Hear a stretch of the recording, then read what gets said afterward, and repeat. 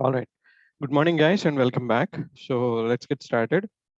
మనం Azure overview and cloud overview, cloud computing overview గురించి తెలుసుకున్నాం.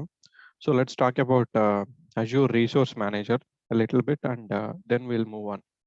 So Azure Resource Manager అంటే it's a management centralized administration platform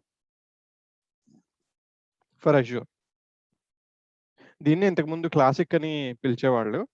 So now we are calling it as Azure Resource Manager. So Azure Resource Manager ని యాక్సెస్ చేయాలంటే portal.azure.com is the URL. So actually resource manager అని ఎందుకు దీన్ని పిలుస్తారు, why we call it as resource manager అనేది తెలుసుకోవాలి. Background అసలు యాక్చువల్లీ పోర్టల్ ఇంపార్టెన్స్ ఏంటి and how are we going to actually handle the resources using this, అవన్నీ కూడా తెలుసుకోవాలి. సో రీసోర్స్ మేనేజర్ అంటే ఇది ఒక మేనేజ్మెంట్ బ్యాక్ ప్లేన్. సో దేనికైనా సరే, ఏ అప్లికేషన్కైనా సరే ఫ్రంట్ ఎండ్ ఉంటుంది అండ్ తర్వాత బ్యాక్ ఎండ్ ఉంటుంది, మిడిల్ వేర్ ఉంటుంది. సో ఇది ఫ్రంట్ ఎండ్ అనమాట అజూర్కి. అంటే ఇక్కడ నుంచి మనం ఇనిషియేట్ చేసే రిక్వెస్ట్లు అన్నీ కూడా సమ్వేర్ ఎగ్జిక్యూట్ అయ్యి కంట్రోల్ ప్లేన్లో ఎగ్జిక్యూట్ అయ్యి మనకు కావాల్సినటువంటి రెస్పాన్స్ ఇక్కడ కనిపిస్తూ ఉంటుంది మనకి. అంటే ఒక ఇన్ఫ్రాస్ట్రక్చర్ సెటప్ చేయాలి అంటే ఫస్ట్ నెట్వర్క్తో స్టార్ట్ చేసి then we start with virtual machines and other components of the Azure storage accounts, ఇంకా ఏవైతే డిపెండెన్సీస్ ఉంటాయో అవన్నీ కూడా ఒక్కొక్కటిగా మనం బిల్డప్ చేసుకుంటూ వెళ్తాం రిసోర్స్ మేనేజర్ని యూజ్ చేసి. సో ఇక్కడ మనం చేసేటటువంటి ఇన్ఫ్రాస్ట్రక్చర్లో ఉండే ఈ కాంపోనెంట్స్ అన్నీ కూడా, ఈ virtual networks and virtual machines, తర్వాత storage accounts, load balances, whatever it is, వీటన్నిటిని టెక్నికల్గా రీసోర్సెస్ అని పిలుస్తారు. ఓకే, సో ఇక్కడ మనకు కనిపించే ఎనీ కైండ్ ఆఫ్ ఇది సర్వీస్, దాన్ని రీసోర్స్ అని పిలుస్తాం అనమాట. సో రీసోర్సెస్ అన్నిటినీ కన్సోలిడేటెడ్గా మేనేజ్ చేసే ప్లాట్ఫామ్ కాబట్టి రీసోర్స్ మేనేజర్ అంటారు సింపుల్గా. కానీ ఇక్కడ ఈ రీసోర్సెస్ని మనం ఇక్కడ ఇంటరాక్ట్ అవుతున్నాం వీటితో. Like if I wanted to create a VM, virtual machine అనే రీసోర్స్ మీద క్లిక్ చేసి then I move on to virtual machine creation రిక్వెస్ట్కి. సో వెళ్ళిన తర్వాత ఆ రిక్వెస్ట్ ఈ పోర్టల్ రిసీవ్ చేసుకుని ఆ రెస్పెక్టివ్ ప్రొవైడర్కి హ్యాండ్ ఓవర్ చేస్తుంది అనమాట బ్యాక్గ్రౌండ్లో. అంటే నిన్న మనం మాట్లాడుకున్నట్టు 3500 రీసోర్సెస్ ఉంటాయి, 3500 సర్వీసెస్ ఉంటాయి అజూర్లో, ఇంకా ఎక్కువే ఉంటాయి. అవన్నీ కూడా ఒక్కొక్క ఇండిపెండెంట్ రీసోర్సెస్ అవి. అంటే దేని రెస్పాన్సిబిలిటీ దానికి ఉంటుంది. వర్చువల్ మిషన్ అంటే ఒక మిషన్, ఒక రన్నింగ్ ఆపరేటింగ్ సిస్టమ్, అందులో అప్లికేషన్స్ ఇన్స్టాల్ చేసుకోవచ్చు, తర్వాత మనకు కావాల్సినట్టుగా కాన్ఫిగర్ చేసుకోవచ్చు. సో మనం ఏదైతే రిక్వెస్ట్ని, ఏ రీసోర్స్ని అయితే మనం డిప్లాయ్ చేయాలని పోర్టల్ని రిక్వెస్ట్ చేస్తున్నామో ఆ పర్టికులర్ రిక్వెస్ట్ పోర్టల్ ఏం చేస్తుందంటే బ్యాక్ ఎండ్లో ఉండేటటువంటి రీసోర్స్ ప్రొవైడర్కి ఫార్వర్డ్ చేస్తుంది. అంటే మనకి ఆ వర్చువల్ మిషన్కి మధ్యలో ఒక ప్రాక్సీ ఉంది అయితే దీని అర్థం. సో మనం ఎలా ఇంటరాక్ట్ అవుతున్నాం? Through portal we're requesting a resource, and then ఫైనల్గా ఏం జరుగుతుంది? A resource will be deployed. అది వర్చువల్ మిషన్ అవ్వచ్చు, నెట్వర్క్ అవ్వచ్చు, ఏదో ఒకటి అవ్వచ్చు. కానీ మనం ఇచ్చినటువంటి ఆ రిక్వెస్ట్ని పోర్టల్ రిసీవ్ చేసుకుని ఇమీడియట్లీ ఏ రీసోర్స్ గురించి అయితే మనం రిక్వెస్ట్ చేస్తున్నామో ఆ రీసోర్స్కి సంబంధించినటువంటి రీసోర్స్ ప్రొవైడర్కి ఫార్వర్డ్ చేస్తుంది. ఈ రీసోర్స్ ప్రొవైడర్స్ అనేవి కూడా 3500 ఉంటాయి. ఎందుకంటే ప్రతి రీసోర్స్కి ఒక ప్రొవైడర్ ఉంటుంది బ్యాక్గ్రౌండ్లో. ఈ ప్రొవైడరే మనం పంపించిన రిక్వెస్ట్ని హ్యాండిల్ చేసి అది డిప్లాయ్ చేసి ఇస్తుంది అనమాట, కంప్లీట్ చేసి ఆ రిక్వెస్ట్ని. సో ఎక్కడ మనం చూడగలుగుతాం రీసోర్స్ ప్రొవైడర్స్ని పోర్టల్లో అంటే there is a tool, resource explorer అని చెప్పి. ఈ టూల్ని ఎక్స్ప్లోర్ చేసినప్పుడు కరెంట్లీ మన అకౌంట్కి, మనం వాడుతున్నటువంటి అజూర్ అకౌంట్కి రిజిస్టర్ అయినటువంటి ప్రొవైడర్స్ అన్ని కనబడతాయి. అంటే మనకి ఎనేబుల్ చేసినటువంటి సర్వీసెస్ అనమాట. బై డిఫాల్ట్ అజూర్లో అందరికీ అన్ని సర్వీసెస్ ఎనేబుల్ అయి ఉండవు. ప్రైమరీగా నెట్వర్కింగ్ సర్వీసు, తర్వాత virtual machines, storage accounts, load balancers ఇలాగా నెసెసరీ కాంపోనెంట్స్ ఏవైతే ఉంటాయో ఒక ఇన్‌ఫ్రాస్ట్రక్చర్‌ని బిల్డ్ చేయటానికి, అవి మాత్రం బై డిఫాల్ట్ ఎనేబుల్ అయ్యి ఉంటాయి. But rest of the resources ఏమవుతుందంటే మనం అవసరానికి తగ్గట్టుగా మనం ఎనేబుల్ చేసుకుంటాం. సో, ఇక్కడ మనకి కొన్ని రిసోర్సెస్ మాత్రమే ఎనేబుల్ అయ్యి ఉంటాయి. రెస్ట్ ఆఫ్ ద రిసోర్సెస్‌ని మనం అడుగుతాం అనమాట. మాకిది రిజిస్టర్ చేయండి అని చెప్పి. సో, ఇక్కడ కనిపించేటటువంటి ప్రొవైడర్స్‌లో వర్చువల్ మెషిన్స్‌కి సంబంధించి ఈ మైక్రోసాఫ్ట్ డాట్ కంప్యూట్ అనేటటువంటి రిసోర్స్ పనిచేస్తుంది. ఇది. అదే నెట్వర్క్‌కి సంబంధించి మైక్రోసాఫ్ట్ డాట్ నెట్వర్క్ అనేటటువంటి ప్రొవైడర్ పనిచేస్తుందన్నమాట బ్యాక్ ఎండ్‌లో. స్టోరేజ్‌కి మైక్రోసాఫ్ట్ డాట్ స్టోరేజ్. సో, రెస్పెక్టివ్‌గా ప్రతి దానికి కూడా ఒక ప్రొవైడర్ ఉంటుంది ఇక్కడ. మనకి రిజిస్టర్ అయినటువంటి ప్రొవైడర్స్‌ని మనకి ఎనేబుల్ అయినటువంటి సర్వీసెస్‌ని చూడాలి అంటే గనక subscription ప్రాపర్టీస్‌కెళ్ళాలి.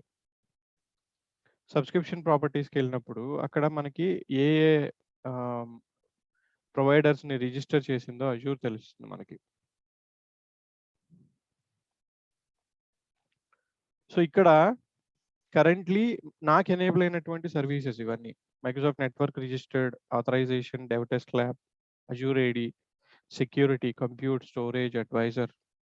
So, some of the things have been registered for me. అలాగే నాకు నాట్ రిజిస్టర్డ్ సర్వీసెస్ కూడా చాలా ఉన్నాయి ఇక్కడ. అవి నేను కావాలనుకుంటే ఐ కెన్ రిక్వెస్ట్. అప్పుడు మాత్రమే ఆ రెస్పెక్టివ్ రిసోర్స్‌ని నేను డిప్లాయ్ చేయడానికి కుదురుతుంది. ఒకవేళ నాకిప్పుడు ఎనేబుల్ లేనటువంటి రిసోర్స్‌ని నేను డిప్లాయ్ చేయడానికి ట్రై చేస్తే, ఏదైనా సరే ఇక్కడ ఏదైతే ఆహ్, ఆహ్, నాట్ రిజిస్టర్డ్ స్టేట్‌లో ఉందో, ఇటువంటి దాన్ని దేన్నైనా సరే నేను బిల్డ్ చేయడానికి ఆర్ డిప్లాయ్ చేయడానికి ట్రై చేస్తే ఫెయిల్ అయిపోతుంది. బికాజ్ నా ప్రొవైడర్ రెడీగా లేదు. నా అకౌంట్‌కి రెడీగా లేదు. రిక్వెస్ట్ తీసుకోవడానికి.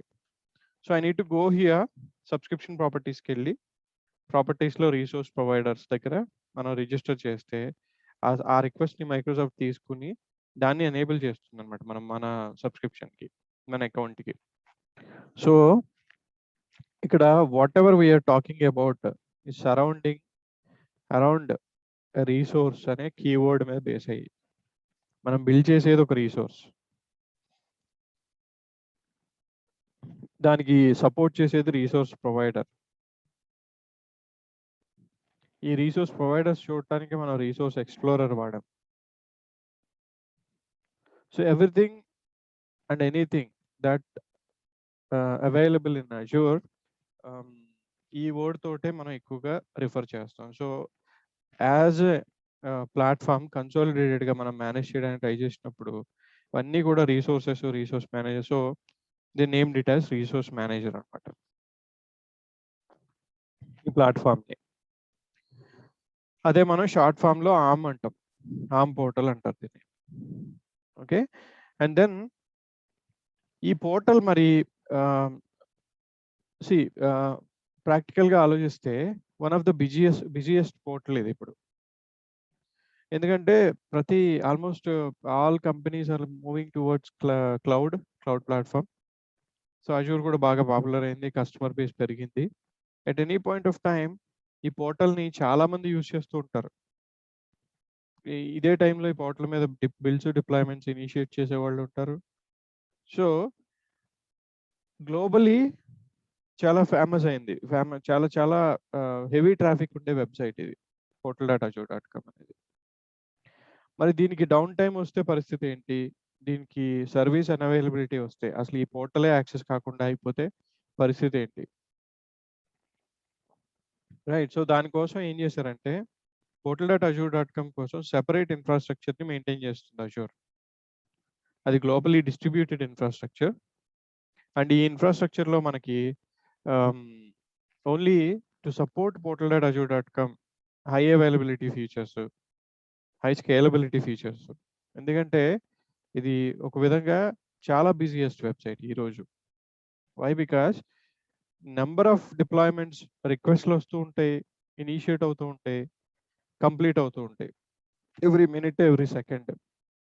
అలాంటప్పుడు ఏ యూజర్‌కైనా సరే పోర్టల్ యాక్సెస్ చేసేటప్పుడు ఏదైనా సరిగ్గా లోడ్ అవ్వకపోతే అది ఆ వెబ్‌సైట్ ఫంక్షనాలిటీకి నెగెటివ్ ఇంపాక్ట్. కానీ ఎప్పుడు కూడా మనకి లాగింగ్ అనేది ఉండదు portal.azure.comలో. చాలా రేర్ కేసెస్‌లో తప్ప. హౌ దే ఆర్ మేనేజింగ్ ఈ అజూర్ రిసోర్స్ మేనేజర్‌ని.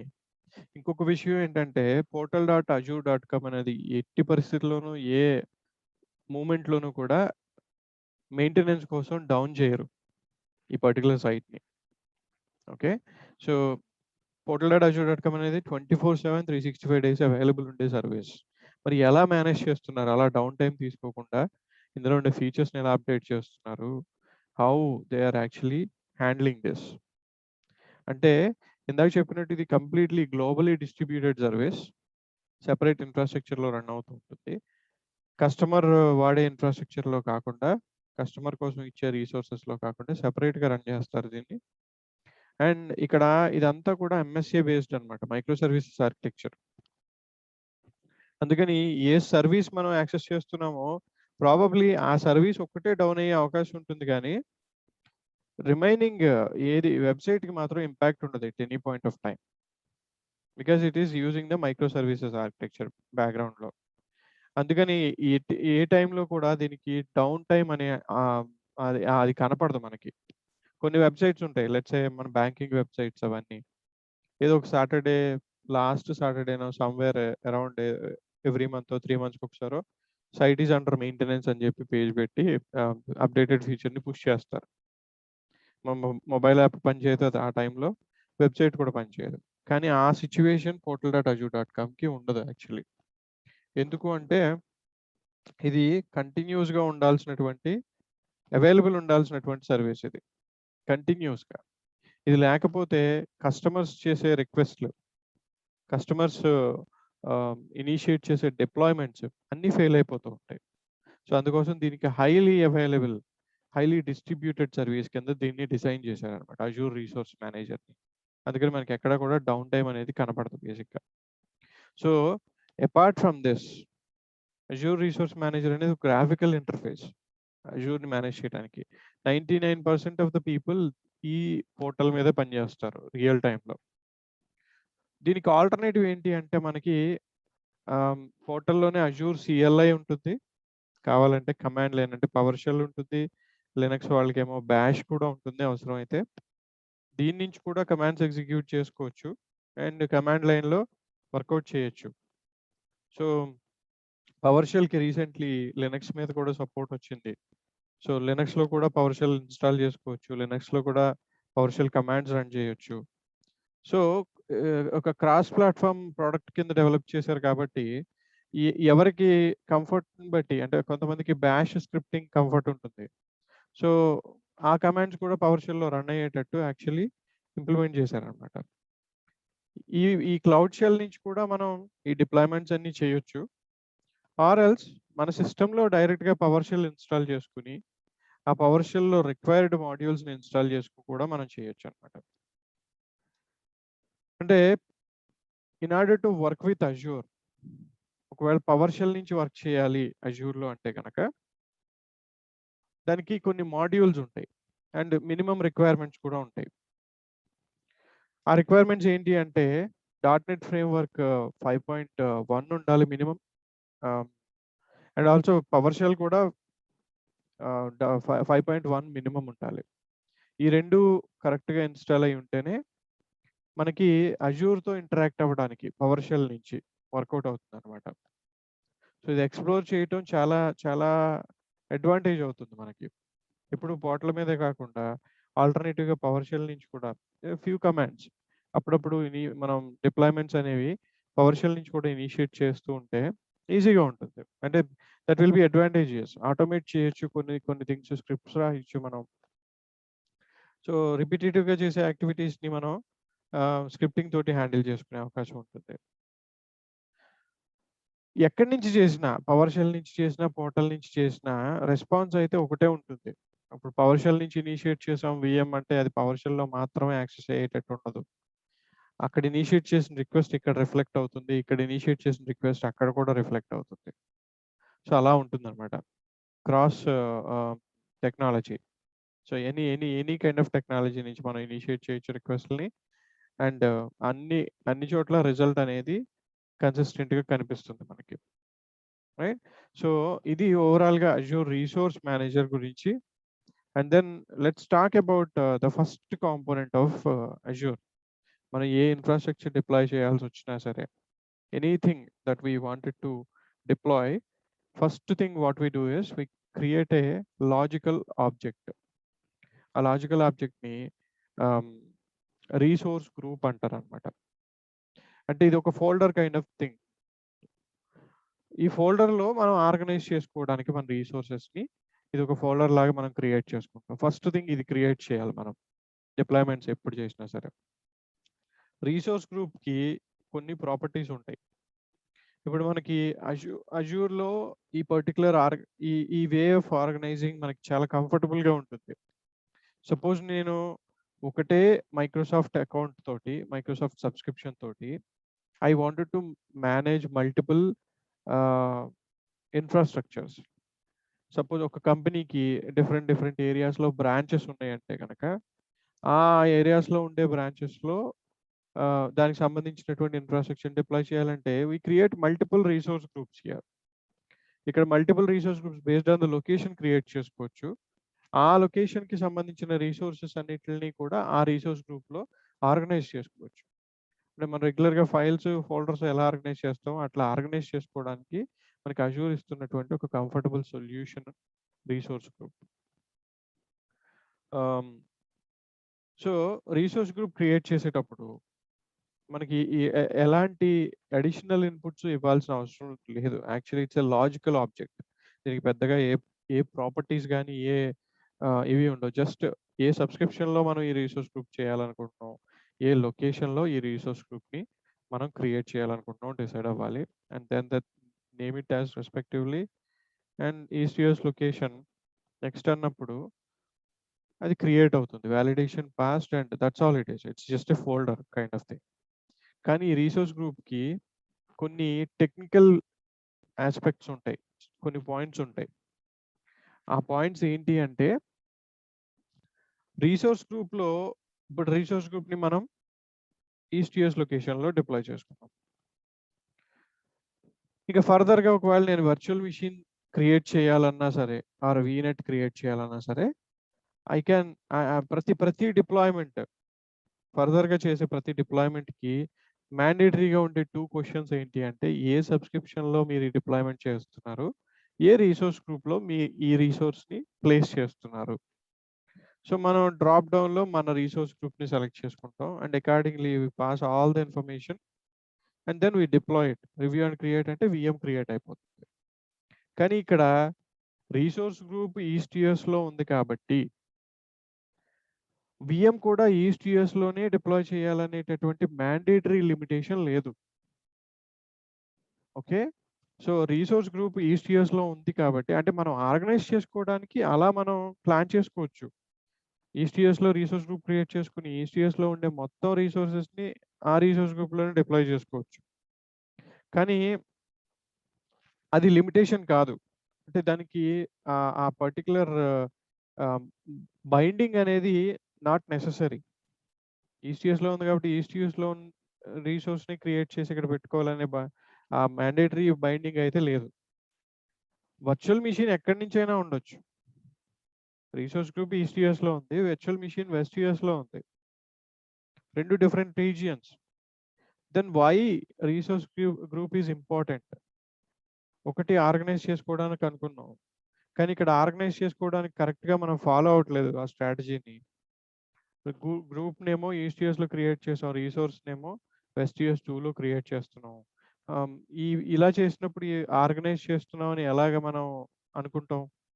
This is not the way of organising resources, right? But why it is accepting resources from other regions. Resource group వేరే రీసోర్సెస్ని తనలో పెట్టుకోగలిగినప్పుడు ఒక ఫోల్డర్ లాగా అదర్ రీజియన్స్లో ఉండే రీసోర్సెస్ని ఎందుకు యాక్సెప్ట్ చేస్తుంది? అసలు రీసోర్స్ గ్రూప్ ఫంక్షనాలిటీ ఏంటి అంటే resource group actually stores the metadata of the resources. Resource group stores the metadata of the resources. Metadata అంటే ఏంటి? Data about data. అంటే ఇప్పుడు ఒక విఎం క్రియేట్ చేసామంటే ఆర్ వీనెట్ క్రియేట్ చేసామంటే దానికి సర్టెన్ ప్రాపర్టీస్ ఉంటాయి. దాని ఓఎస్ ఏంటి, సైజ్ ఏంటి, ఏ లొకేషన్లో ఉంది, ఏ నెట్వర్క్లో ఉంది, అండ్ దీనికి ఫైర్ వాల్ రూల్స్ ఏం అప్లై అయినాయి, కైండ్ ఆఫ్ ప్రాపర్టీస్. ఇవన్నీ విఎం ప్రాపర్టీస్. అండ్ ఇవి విఎంని డిఫైన్ చేస్తున్న ప్రాపర్టీస్ ఇవి. దీన్ని మెటాడేటా అంటాం. ఈ మెటాడేటా అంతా కూడా విఎం ఎక్కడి నుంచైనా రావచ్చు. విఎం వెస్ట్ యూఎస్ 2 నుంచి కూడా రావచ్చు. యాక్చువల్ దాని లొకేషన్ వెస్ట్ యూఎస్ 2లో ఉంది. కానీ ఆ విఎంకి సంబంధించినటువంటి ఆ మెటాడేటా అనేది మాత్రం రిసోర్స్ గ్రూప్ ఎక్కడైతే ఉంటుందో అక్కడ స్టోర్ అవుతుంది. రిసోర్స్ గ్రూప్ ఈస్ట్ యూఎస్లో ఉంది కాబట్టి ఈ ప్రాపర్టీస్ అన్ని, ఈ ఇన్ఫర్మేషన్ అంతా కూడా ఈస్ట్ యూఎస్లో స్టోర్ అవుతుంది. But actual VM will be placed in west US 2. ఎందుకు ఇలా డిజైన్ చేశారు అంటే నేను చెప్పుకున్నటువంటి డేటా రెసిడెన్సీ. అంటే మెటాడేటా అనేది ఆ కంట్రీ లిమిట్స్, ఆ ప్రాపర్టీస్ అన్ని కంట్రీ లిమిట్స్లో ఉండాలి, లేకపోతే ఆ రీజియన్ లిమిట్స్లో ఉండాలి అనేది వాళ్ళకి రిక్వైర్మెంట్ అయినప్పుడు ఆ మెటాడేటాని మాత్రం ఏ లొకేషన్లో అయితే రిసోర్స్ గ్రూప్ క్రియేట్ చేసామో ఆ లొకేషన్లో స్టోర్ చేసుకుంటుంది. కాబట్టి అజూర్ అప్పుడు డేటా రెసిడెన్సీ రిక్వైర్మెంట్స్ మీట్ అవుతుంది అనమాట. ఆడిటింగ్ కాంప్లయన్స్ మీట్ అవుతుంది. విఎం ఎక్కడైనా ఉండని, రన్నింగ్ విఎం ఈస్ట్ యూఎస్ కాదు ఇండియాలో అయినా ఉండని, కానీ దానికి సంబంధించిన మెటాడేటా మాత్రం, దానికి సంబంధించిన కీ ప్రాపర్టీస్ మాత్రం, ఆ సెన్సిటివ్ ఇన్ఫర్మేషన్ అంతా కూడా రిసోర్స్ గ్రూప్ ఏదైతే సెలెక్ట్ చేసామో ఆ రిసోర్స్ గ్రూప్ ఏ లొకేషన్లో ఉంటే ఆ లొకేషన్లో స్టోర్ అవుతుంది అనమాట. సో అది main functionality of resource group. ఇప్పుడు మన విఎం వచ్చేసరికి వెస్ట్ యూఎస్ 2లో ఉంది, ఆర్ మేబీ సౌత్ ఇండియాలో ఉంది, which is very far. VM running state, VM data అంతా కూడా సౌత్ ఇండియా డేటా సెంటర్లో ఉంటుంది. కానీ దానికి సంబంధించిన ప్రాపర్టీస్ ఇన్ఫర్మేషన్ మాత్రం, ఆ సెన్సిటివ్ ఇన్ఫర్మేషన్ మాత్రం ఈస్ట్ యూఎస్లో స్టోర్ అవుతుంది. Because we selected resource group which was created in east US. మరి ఇప్పుడు ఒకవేళ ఫర్ ఎగ్జాంపుల్ ఏదో న్యాచురల్ కెలామిటీ వచ్చి ఈస్ట్ యూఎస్ రీజియన్ మొత్తం వైప్ అవుట్ అయిపోయింది అనుకుందాం. అజూర్ డేటా సెంటర్ ఏరియా మొత్తం వైప్ అవుట్ అయింది అనుకుందాం. అప్పుడు రీసోర్స్ గ్రూప్ ఉన్నటువంటి లొకేషన్ ఇంపాక్ట్ అయింది, not the actual VM. South India perfectly running fine, no problem at all, ఏ ప్రాబ్లం లేదు అక్కడ. అండ్ ఇన్ఫ్రాస్ట్రక్చర్ హెల్తీగా ఉంది, డేటా సెంటర్స్ హెల్తీగా ఉన్నాయి, అన్నీ పర్ఫెక్ట్గా ఉన్నాయి. కానీ దీనికి సంబంధించిన ఇన్ఫర్మేషన్ని స్టోర్ చేసుకున్నటువంటి రీజియన్ ఇంపాక్ట్ అయింది. అంటే ఈస్ట్ యూఎస్ రీజియన్లో సమ్ ఇంపాక్ట్ వచ్చింది. అలాంటప్పుడు మరి మనకి ఈ విఎం యాక్సెస్ అవుతుందా, యాక్సెస్ అవ్వదా అంటే యాక్సెస్ అవ్వదు అనమాట. యాక్సెస్ అవ్వదు ఇన్ ద సెన్స్ విఎంకి సంబంధించిన ఏ ఇన్ఫర్మేషన్ని మనం ఫెచ్ చేయలేం, రిట్రైవ్ చేయలేం. ఎందుకంటే బికాస్ ఎక్కడైతే రీసోర్స్ గ్రూప్ ఉందో ఆ లొకేషన్ ఇంపాక్ట్ అయింది. అందువల్ల మెటాడేటా రాదు, ప్రాపర్టీస్ కనపడవు వర్చువల్ మిషన్కి. విఎం హెల్దీగా రన్ అవుతూ ఉంటుంది బ్యాక్గ్రౌండ్లో, కానీ we are unable to fetch the information. అది చాలా ఇంపార్టెంట్ ఫంక్షనాలిటీ అనమాట. రిసోర్స్ గ్రూప్ ఫంక్షనాలిటీ అదే బేసిక్గా. ఒక రిసోర్స్ గ్రూప్లో పెడితే, ఒక విఎంని మనం క్రియేట్ చేసి ఒక స్పెసిఫిక్ రిసోర్స్ గ్రూప్లో పెడితే ఆ పర్టికులర్ విఎంని ఆ ఒక్క రిసోర్స్ గ్రూప్లో మాత్రమే ప్లేస్ చేయగలం మనం. ఇంకొక రిసోర్స్ గ్రూప్ ఉంది కాబట్టి ఇక్కడ మనకి సెలెక్షన్ బాక్స్ ఇవ్వాల, చెక్ బాక్సెస్ ఇవ్వాల. At a same time 2 resource గ్రూప్స్లో ప్లేస్ చేసుకునేటట్టు. అంటే at any point of time ఒక రిసోర్స్, ఒక విఎం కానీ ఒక వీనెట్ కానీ will be binded to a single resource group. ఒకవేళ పొరపాటున నేను ఆర్జిటి 10లో పెట్టాను, అది తర్వాత నేను రియలైజ్ అయ్యాను ఇట్ షుడ్ బి ఇన్ ఆర్జిటి 9 అని చెప్పి. అప్పుడు మనకి ఏ అవకాశం ఉంటుందంటే మన రిసోర్స్ని రాంగ్ రిసోర్స్ గ్రూప్ నుంచి కరెక్ట్ రిసోర్స్ గ్రూప్కి మూవ్ చేసుకునే అవకాశం ఉంటుంది అనమాట. సో సపోజ్ ఇప్పుడు మనకి వీనెట్ ఉంది, ఈ వీనెట్ ఎక్కడ క్రియేట్ అయింది, ఆర్జిటి 09లో క్రియేట్ అయింది. Then I realized it should be in RGT 10 అని. అప్పుడు నేను ఏం చేయొచ్చు అంటే ఇక్కడ మూవ్ అనే బటన్ తోటి move to another resource group. Move అంటున్నారు తప్ప కాపీ అనట్లేదు. మూవ్ అంటే అర్థం ఏంటి? మనం డేటాని కట్ పేస్ట్ చేస్తాం. ఏదైనా ఫైల్‌ని కట్ చేసి పేస్ట్ చేస్తాం రైట్ క్లిక్ చేసి. కట్ చేసి పేస్ట్ చేసినప్పుడు ఒక ప్లేస్ నుంచి ఇంకొక ప్లేస్‌కి మూవ్ అవుతుందది. కాపీ అంటే ఏంటి? ఒరిజినల్ డేటా అలాగే ఉంటుంది. దానికి ఇంకొక కాపీ వేరే చోట క్రియేట్ అవుతుంది. సో, ఇక్కడ మూవ్ అంటే అర్థం ఏంటంటే at any point of time ఈ రిసోర్సెస్ ఒక రిసోర్స్ గ్రూప్‌లో మాత్రమే ఉండగలవు. దాని అర్థం అది. సో, పొరపాటున గనక మనం డిప్లాయ్ చేసేసి రాంగ్ రిసోర్స్ గ్రూప్‌లో పెడితే we can move it to another resource group. నెక్స్టాప్స్ ఆర్‌జిటి 10 అనే రిసోర్స్ గ్రూప్‌లోకి we can move it. Resource type. So, pending validation resources to move అదొక వాలిడేషన్ చేసుకుంటుంది. Checking whether these resources can be moved or not అని చెప్పి. ఫైనల్‌గా next click చేసి review move అంటే అది ఉన్నటువంటి రిసోర్స్ గ్రూప్ నుంచి కొత్తగా క్రియేట్ చేసిన 10లోకి మూవ్ అయిపోతుందనమాట. అంటే at any point of time ఒక రిసోర్స్‌కి ప్రెజెన్స్ ఒక్క రిసోర్స్ గ్రూప్‌లో మాత్రమే ఉంటుంది. మల్టిపుల్ రిసోర్స్ గ్రూప్‌లో ప్లేస్ చేయడానికి కుదరదు. ఎలాంటప్పుడు మనం రిసోర్స్ గ్రూప్స్‌ని క్రియేట్ చేస్తాం? ఏ సందర్భాల్లో మనకు అవసరం అవుతుంది రిసోర్స్ గ్రూప్ అనే కాన్సెప్ట్ అంటే మేబీ ఆర్గనైజ్ చేసుకోవడానికి బెటర్ వే అదే కాబట్టి బేస్డ్ ఆన్ లొకేషన్ మనం క్రియేట్ చేయొచ్చు. ఆ లొకేషన్‌లో ఉండే రిసోర్సెస్ అన్ని అందులో ఉండాలని. Or based on department create చేయొచ్చు.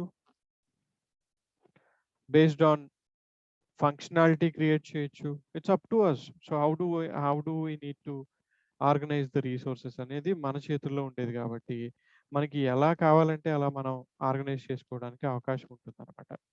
So, we can do that actually. Right? So, best way of organizing అజూర్‌లో అంటే త్రూ రిసోర్స్ గ్రూప్ తోటే పాసిబుల్ అవుతుంది అది మనకి. ఇలా మనకి వేరే క్లౌడ్స్‌లో అమెజాన్‌లో, ఏడబ్ల్యూఎస్‌లో ఇనీషియల్‌గా అసలు ఎలాంటి ఆహ్, ఆర్గనైజింగ్‌కి చాలా కష్టంగా ఉండేది. Recently they also come up with the same solution resource groups అని చెప్పి. సో, ఒక వే ఆఫ్ ఆర్గనైజింగ్ రిసోర్స్ అంటే through resource groups అజూర్‌లో. Then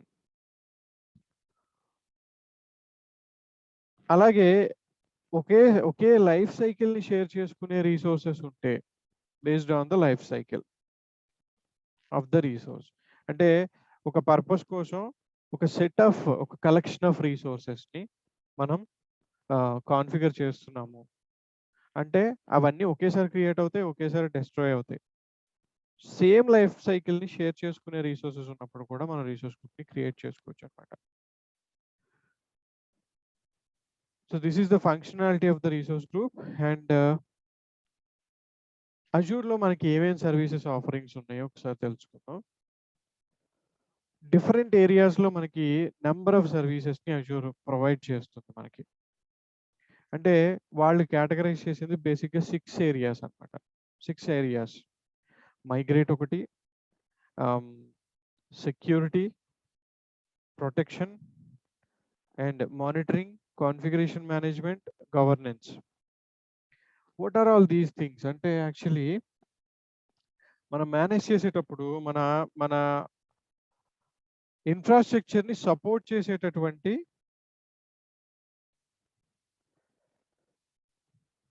just a second guys.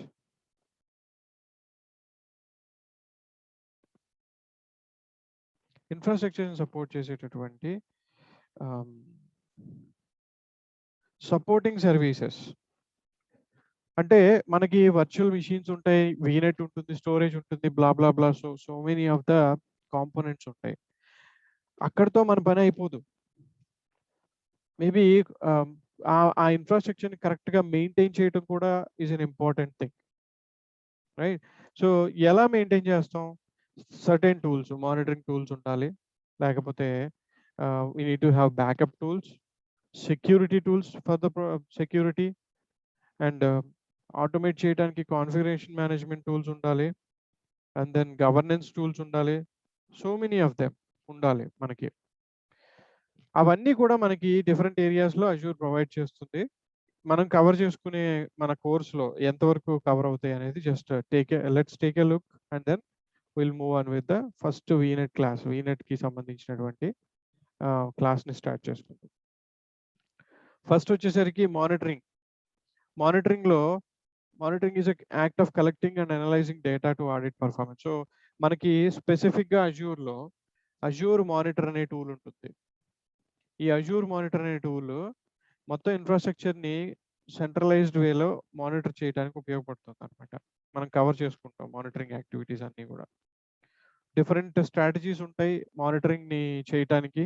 అవన్నీ కూడా డీటెయిల్డ్‌గా అనాలిసిస్ చేస్తాం. ఎట్లా చేయాలి అనేది. యూజువల్‌గా ఇండస్ట్రీలో బాగా టాప్‌లో ఉండేటటువంటి మానిటరింగ్ టూల్స్ ఏంటి అంటే, ప్రస్తుతానికి ఎస్‌సిసిఎం ఒకటి, SCOM sorry, system center operations manager, Splunk అని ఉంది. ఇంకా చాలా చాలా టూల్స్ ఉన్నాయి మనకి. Nagios. So, there are tools. So, మనకి అజూర్‌లో రెడీలీ అవైలబుల్ టూల్ ఏంటి అంటే, అజూర్ మానిటర్ అన్నమాట. ఇందులో మొత్తం ఇన్‌ఫ్రాస్ట్రక్చర్‌ని ఒకే ప్లాట్‌ఫార్మ్ నుంచి నెట్వర్క్‌ని ఇక్కడే మేనేజ్ చేయొచ్చు, మానిటర్ చేయొచ్చు. వర్చువల్ మెషిన్స్‌ని ఇక్కడే మానిటర్ చేయొచ్చు. స్టోరేజ్ అకౌంట్‌ని ఇక్కడే మానిటర్ చేయొచ్చు. ఇలాంటి ఒక టూల్ ఉండటం వల్ల మనకి ఏమవుతుందంటే, యూజువల్‌గా మనం ఫేస్ చేసే ప్రాబ్లమ్స్, ఏదైనా ఒక డౌన్ టైమ్ వచ్చింది, ఒక ఔటేజ్ వచ్చింది అంటే, ఆ ఔటేజ్ కోసం మనం ట్రబుల్ షూట్ చేస్తున్నప్పుడు ఆబ్వియస్‌లీ వచ్చేటటువంటి ప్రాబ్లమ్ ఏంటి? ఒకళ్ళనొకళ్ళు బ్లేమ్ చేసుకోవడం. అండ్ దెన్ మా దగ్గర ప్రాబ్లమ్ లేదంటే, మా దగ్గర ప్రాబ్లమ్ లేదని చెప్పడం. అది డిలే అయిపోతూ ఉంటుంది. ప్రొడక్టివిటీ ఇంపాక్ట్ అవుతూ ఉంటుంది దానివల్ల. ఫైనల్లీ ఏదో ఒక టీమ్ దగ్గర అది ఇష్యూ ఉందని తెలుస్తుంది. తెలిసేలోపు జరగాల్సినటువంటి ఇంపాక్ట్ జరిగిపోతుంది. అక్కడ ఎందుకు ఆ ప్రాబ్లమ్ వస్తుందంటే, ఏ టీమ్‌కి ఆ టీమ్ ఇండిపెండెంట్‌గా పనిచేయటం వల్ల, ఏ టీము వాళ్ళ ఇన్ఫర్మేషన్‌ని బయటికి షేర్ చేయకపోవడం వల్ల. ట్రాన్స్‌పరెన్సీ లేకపోవడం వల్ల ఇన్‌ఫాక్ట్. ఇక్కడ ఆ అవకాశం ఉండదు. ఎందుకు అంటే, మొత్తం అన్ని రిసోర్సెస్ సెంట్రలైజ్డ్‌గా ఒకే మానిటరింగ్ టూల్‌కి డేటాని పోస్ట్ చేస్తున్నప్పుడు, మనం అన్నీ ఇక్కడే చూడొచ్చు. ఎవరి మీద డిపెండ్ అవ్వక్కర్లేదు. అది స్టోరేజ్ ఇష్యూనా, లేకపోతే నెట్వర్క్ ఇష్యూనా, లేకపోతే వర్చువల్ మెషిన్ ఇష్యూనా, అప్లికేషన్ ఇష్యూనా. అండ్ మనం లెట్స్ సే ఫర్ ఎగ్జాంపుల్ ఒక ఔటేజ్ వచ్చింది అంటే దానికి రూట్ కాజ్ ఏంటి? మెయిన్ ఎందువల్ల ఇది ప్రాబ్లమ్ వచ్చింది అనేది తెలుసుకోవటానికి మల్టిపుల్ మానిటరింగ్ టూల్స్‌కెళ్ళాల్సిన అవసరం లేదు. అన్ని టూల్స్, అన్ని రిసోర్సెస్‌కి సంబంధించినటువంటి ఇన్ఫర్మేషన్ ఒక చోటే స్టోర్ అవుతుంది కాబట్టి, ఆ లాగ్స్‌ని కరెక్ట్‌గా మనం అనాలిసిస్ చేస్తే, ఏ కాంపోనెంట్ వల్ల ఈ ఇన్‌ఫ్రాస్ట్రక్చర్ ఔటేజ్ వచ్చిందో మనకు తెలిసిపోతుంది. Will cover that. మనం చూస్తాం అది ఎట్లా చేయాలనేది monitoring tool. And then we talk about configuration tools. So, అజూర్‌లో అజూర్ డీఎస్‌సీ అని ఉంటుంది. Desired state configuration. So, those are the tools for configuration management. అంటే ఒక ఒక ఇన్‌ఫ్రాస్ట్రక్చర్‌ని ఆటోమేట్ చేయాలి. ఒక కన్సిస్టెంట్ స్టేట్‌లో మెయింటైన్ చేయాలంటే వన్ ఆఫ్ దీస్ టూల్స్ మనకు ఉపయోగపడుతూ ఉంటాయి రియల్ టైమ్‌లో. లైక్ పాపులర్‌గా మనకు కనిపించేటటువంటి టూల్స్ ఏంటి ఇండస్ట్రీలో అంటే షెఫ్, పప్పెట్, యాన్సిబుల్, ఇవి ఇప్పుడు బాగా పాపులర్‌గా ఉపయోగపడుతున్నటువంటి టూల్స్. మనకి అజూర్‌లో దీనికి ఆల్టర్‌నేటివ్‌గా డీఎస్‌సీ అని ఉంటుంది. బ్రీఫ్‌గా దాని గురించి డిస్కస్ చేస్తాం. అండ్ దెన్ నెక్స్ట్ వచ్చేసరికి గవర్నెన్స్. సో, సెక్యూరిటీ సెంటర్ ఉంటుంది మనకి అజూర్‌లో. అదొక centralized vulnerability assessment tool security center అనేది. At the same time policies ఉంటాయి. Predefined policies. ఆ పాలిసీస్ అన్నీ కూడా మన ఇన్‌ఫ్రాస్ట్రక్చర్ హెల్త్ ఎలా ఉంది అనేది ఆడిట్ చేసుకోవడానికి, రెగ్యులర్ ఆడిట్స్ ఉంటాయి. ఇంటర్నల్ ఆడిట్స్, ఎక్స్‌టర్నల్ ఆడిట్స్ ఉంటాయి. గవర్నమెంట్ ఆడిట్స్ ఉంటాయి. ఆడిట్ చేసినప్పుడు సెక్యూరిటీ కంట్రోల్స్ ఎలా ఫాలో అవుతున్నారు వీళ్ళు? ఈ ఆర్గనైజేషన్ కరెక్ట్‌గా ఉందా? లేకపోతే any kind of security issues ఉన్నాయా? ఎందుకంటే పబ్లిక్ ఫేసింగ్ ఆర్గనైజేషన్స్‌కి మ్యాండేటరీగా కొన్ని రికమెండేషన్స్‌ని ఫాలో అవ్వాలి వాళ్ళు. సో, మన ఇన్‌ఫ్రాస్ట్రక్చర్ దానికి తగ్గట్టుగా నడుస్తుందా లేదా తెలుసుకోవడానికి కూడా మనకి బిల్ట్ ఇన్ నేటివ్ టూల్స్ ఉన్నాయి అజూర్‌లో. This particular tool will help us to understand. దీంట్లో రికమెండేషన్స్ జనరేట్ అవుతూ ఉంటాయి. లైక్ మీరు ఈ పోర్ట్స్‌ని ఓపెన్ చేశారు. మీ మెషిన్స్ కరెక్ట్‌గా సెక్యూర్‌గా లేవు. మీరు యాంటీవైరస్ ఇన్‌స్టాల్ చేయలేదు. లేకపోతే whatever it is that that is detected as an issue ఇక్కడ మనకి రికమెండ్ చేస్తూ ఉంటుంది. అలానే మనకిక్కడ పాలిసీస్ ఉంటాయి. ప్రీ డిఫైన్డ్ పాలిసీస్ అన్నమాట. ఇవి గవర్నెన్స్ కోసం ఉపయోగపడేటటువంటి పాలిసీస్. ఈ టూల్ మొత్తం కవర్ చేస్తాం మనం. ఇదంతా మాట్లాడుకుంటాం. సెక్యూరిటీ సెంటర్ గురించి అన్ని ఫీచర్స్ డిస్కస్ చేస్తాం. And then secure security. So, same related to the secure centre. ఇది గవర్నెన్స్, సెక్యూరిటీ సెంటర్ రెండు కూడా, సెక్యూరిటీ కూడా రెండు ఒక దాంట్లోనే ఇంటిగ్రేట్ అయి ఉంటాయి. And protection of resources like Azure backup, Azure site recovery, అలాగే స్నాప్షాట్. సో ఇవన్నీ ఎలా చేయాలి మనం కంప్లీట్ డీటెయిల్డ్గా డిస్కస్ చేసుకుంటాం going forward. And finally migration projects, how to migrate resources from on premises to Azure. End to end migration VMware నుంచి అజూర్కి ఎట్లా మనం చేయాలనేది చూస్తాం రియల్ టైంలో. హైపర్వీకి థియరిటికల్గా డిస్కస్ చేసుకుంటాం. ఎందుకంటే ఇక్కడ ఉండే ప్లాట్ఫామ్ కూడా బ్యాక్గ్రౌండ్లో నడిచేది హైపర్వీనే. హైపర్వీ టు హైపర్వీ మైగ్రేషన్ అంటే కొంచెం స్ట్రైట్ ఫార్వర్డ్గా ఉంటుంది అది. అదే VMware అనేది థర్డ్ పార్టీ ప్రోడక్ట్ కాబట్టి VMware నుంచి హైపర్వీ కంటే కొన్ని రిక్వైర్మెంట్స్ ఉంటాయి. అవన్నీ కూడా క్లియర్గా మనం డిస్కస్ చేసుకుంటాం బేసిక్గా. So these are the areas that will be covered. And ప్రతి ఏరియాలోనూ మనకి డిఫరెంట్ టూల్స్ ఉన్నాయి actually. Let me show you that slide. So ప్రతి ఏరియాలోనూ డిఫరెంట్ టూల్స్ ఉంటాయి. నెట్వర్కింగ్ ఏరియాకి వచ్చేసరికి there are so many things that we need to discuss. ఒక నెట్వర్కింగ్ క్లాసే మనకి ఒక 1 వీక్ పడుతుంది ఆల్మోస్ట్. అన్ని కాన్సెప్ట్స్ కవర్ చేసుకుంటానికి 1 వీక్ ఈజీగా పడుతుంది, 8 days అట్లా పడుతుంది. Starting from IP address calculation to different kinds of scenarios, how to connect, DDoS protection అంటే ఏంటి, ఫైర్వాల్ని ఎలా ఎనేబుల్ చేస్తాం, సెక్యూరిటీ సెంటర్ ఎలా కాన్ఫిగర్ చేస్తాం, పియరింగ్స్ ఎలా ఎస్టాబ్లిష్ చేస్తాం, వాట్ ఈస్ ఎ పియరింగ్ అండ్ పియరింగ్స్ ఎలా ఎస్టాబ్లిష్ చేస్తాం, service end points, private end points అన్నీ థియరిటికల్గా ప్రాక్టికల్గా డిస్కస్ చేసుకుంటాం మనం. అండ్ దీనికి సంబంధించి రియల్ టైంలో నాకు వచ్చేటువంటి రిక్వెస్ట్లని కూడా నేను ఎప్పటికప్పుడు మీకు షేర్ చేస్తూ ఉంటాను. అలాగే ఇంటర్వ్యూ క్వశ్చన్స్ ఎప్పటికప్పుడు షేర్ చేస్తూ ఉంటాను. సో ఇది జస్ట్ బేసిక్ ఓవర్వ్యూ నిన్న ఈరోజు మనం మాట్లాడుకుంది. So let's get into the actual technical stuff. ఇది కూడా చాలా ఇంపార్టెంట్. ఇప్పుడు నిన్న మనం స్పెండ్ చేసిన 1.5 hours, ఈరోజు స్పెండ్ చేసిన ఒక 1/2 hour 2 hours కంటెంట్ డెఫినెట్లీ మనకి సర్టిఫికేషన్స్లో వాటిలో ఉపయోగపడుతుంది. అండ్ ఇంటర్వ్యూస్లో కూడా మనకి అజూర్ గురించి అడిగినప్పుడు, డిఫరెంట్ కైండ్స్ ఆఫ్ క్లౌడ్స్ గురించి, క్లౌడ్ సర్వీసెస్ గురించి అడిగినప్పుడు మనకి ఆ ఇన్ఫర్మేషన్ ఉపయోగపడుతుంది. సో ఇక్కడ లెట్స్ మూవ్ ఆన్. ఏదైనా ఒక రీసోర్స్ డిప్లాయ్ చేస్తే, ఏ రీసోర్స్ అయినా సరే అజూర్లో, అది వీనెట్ అవ్వచ్చు, వర్చువల్ నెట్వర్క్ అవ్వచ్చు, ఆర్ ఏ వర్చువల్ మిషన్ అవ్వచ్చు, స్టోరేజ్ అకౌంట్ అవ్వచ్చు, ఇన్ఫ్యాక్ట్ రీసోర్స్ గ్రూప్ అయినా కూడా, ప్రతి దానికి కామన్గా ఉండేటటువంటి ఆప్షన్స్ కొన్ని ఉంటాయి. ప్రతి రీసోర్స్కి కామన్గా ఉండే ఆప్షన్స్ అనమాట. అది overview, activity log, access control, tags. ఈ 4 కూడా ప్రతి రీసోర్స్కి, మనం డిప్లాయ్ చేసే ప్రతి రీసోర్స్కి ఇవి కనిపిస్తుంటాయి మనకి ఆప్షన్స్లో. Rest of the things respective to the ఈ రీసోర్స్ మారిపోతూ ఉంటాయి. వర్చువల్ మిషన్స్కి కొన్ని డిఫరెంట్ ఆప్షన్స్ ఉంటాయి, వీనెట్స్కి కొన్ని డిఫరెంట్ ఆప్షన్స్ ఉంటాయి. బట్ ఈ 4 కూడా ఎక్కడికి వెళ్ళినా సరే, ఏ రీసోర్స్ గురించి మనం డిస్కస్ చేస్తున్నా సరే కామన్గా ఉండేటటువంటి options. So let's discuss about these things first. మళ్ళీ రిపీటెడ్గా దీని గురించి మాట్లాడుకోవడానికి మనకి అవసరం లేదు కాబట్టి, ఎందుకంటే ఇవి టెక్నికల్ స్టఫ్ కాదు, జస్ట్ కైండ్ ఆఫ్ అసలు ఏంటి, ఏం ఆప్షన్స్ ఉంటాయి వీటిలో అనేది తెలుసుకుంటే రిపీటెడ్గా ఎక్కడ చూసినా మనకి కనబడుతూ ఉంటాయి. We can skip it. ఎందుకంటే ఆ రీసోర్స్కి సంబంధించిన మెయిన్ ఇంపార్టెంట్ ఆప్షన్స్ చాలా ఉంటాయి అదర్ దాన్ దీస్. అవన్నీ కూడా మనం డిస్కస్ చేయాలి కాబట్టి, సో ఓవర్వ్యూ పేజ్ అనేది ఎప్పుడు కూడా ఒక రీసోర్స్కి సంబంధించినటువంటి డీటెయిల్స్ని చూపించేటటువంటి పేజ్ అనమాట ఓవర్వ్యూ. టెక్నికల్గా అజూర్లో దీన్ని బ్లేడ్ అంటారు, ఓవర్వ్యూ బ్లేడ్. సో ఈ పర్టికులర్ బ్లేడ్లో మనకి ఈ ఎక్కడ ఏ లొకేషన్లో క్రియేట్ చేసాం, ఏ సబ్స్క్రిప్షన్లో క్రియేట్ చేసాం, అండ్ పైనుంచి దాంట్లో రీసోర్సెస్ క్రియేట్ చేయడానికి ఆప్షన్స్, అలానే రీసోర్స్ గ్రూప్ డిలీట్ చేయడానికి ఆప్షన్స్. అదే ఒకవేళ మనం వీనెట్కి వెళ్తే ఈ ఓవర్వ్యూ పేజ్ అనేది respective to the resource update అవుతుంది. అక్కడ only related to the vignette మనకి ఇన్ఫర్మేషన్ కనిపిస్తుంది. అంటే మనం చూసేటటువంటి ఇన్ఫర్మేషన్ ఆ రెస్పెక్టివ్ రీసోర్స్కి సంబంధించినటువంటి ఇన్ఫర్మేషన్. ఓవర్‌వ్యూ పేజ్‌లో ఎప్పుడూ కూడా డిప్లాయ్ చేసిన లొకేషన్‌కి సంబంధించి, డిప్లాయ్ చేసిన రిసోర్స్ గ్రూప్‌కి సంబంధించి, సబ్స్క్రిప్షన్‌కి సంబంధించి ఇన్ఫర్మేషన్ ఉంటుంది. వర్చువల్ మెషిన్స్‌కి అయితే కొంత ఎక్కువ ఇన్ఫర్మేషన్ కనిపిస్తుంది. స్టోరేజ్ అకౌంట్స్‌కి ఎక్కువ ఇన్ఫర్మేషన్ కనిపిస్తుంది. నెట్వర్క్‌కి జస్ట్ బేసిక్ ఇన్ఫర్మేషన్ కనిపిస్తుంది. అండ్ తర్వాత activity log. This very important log.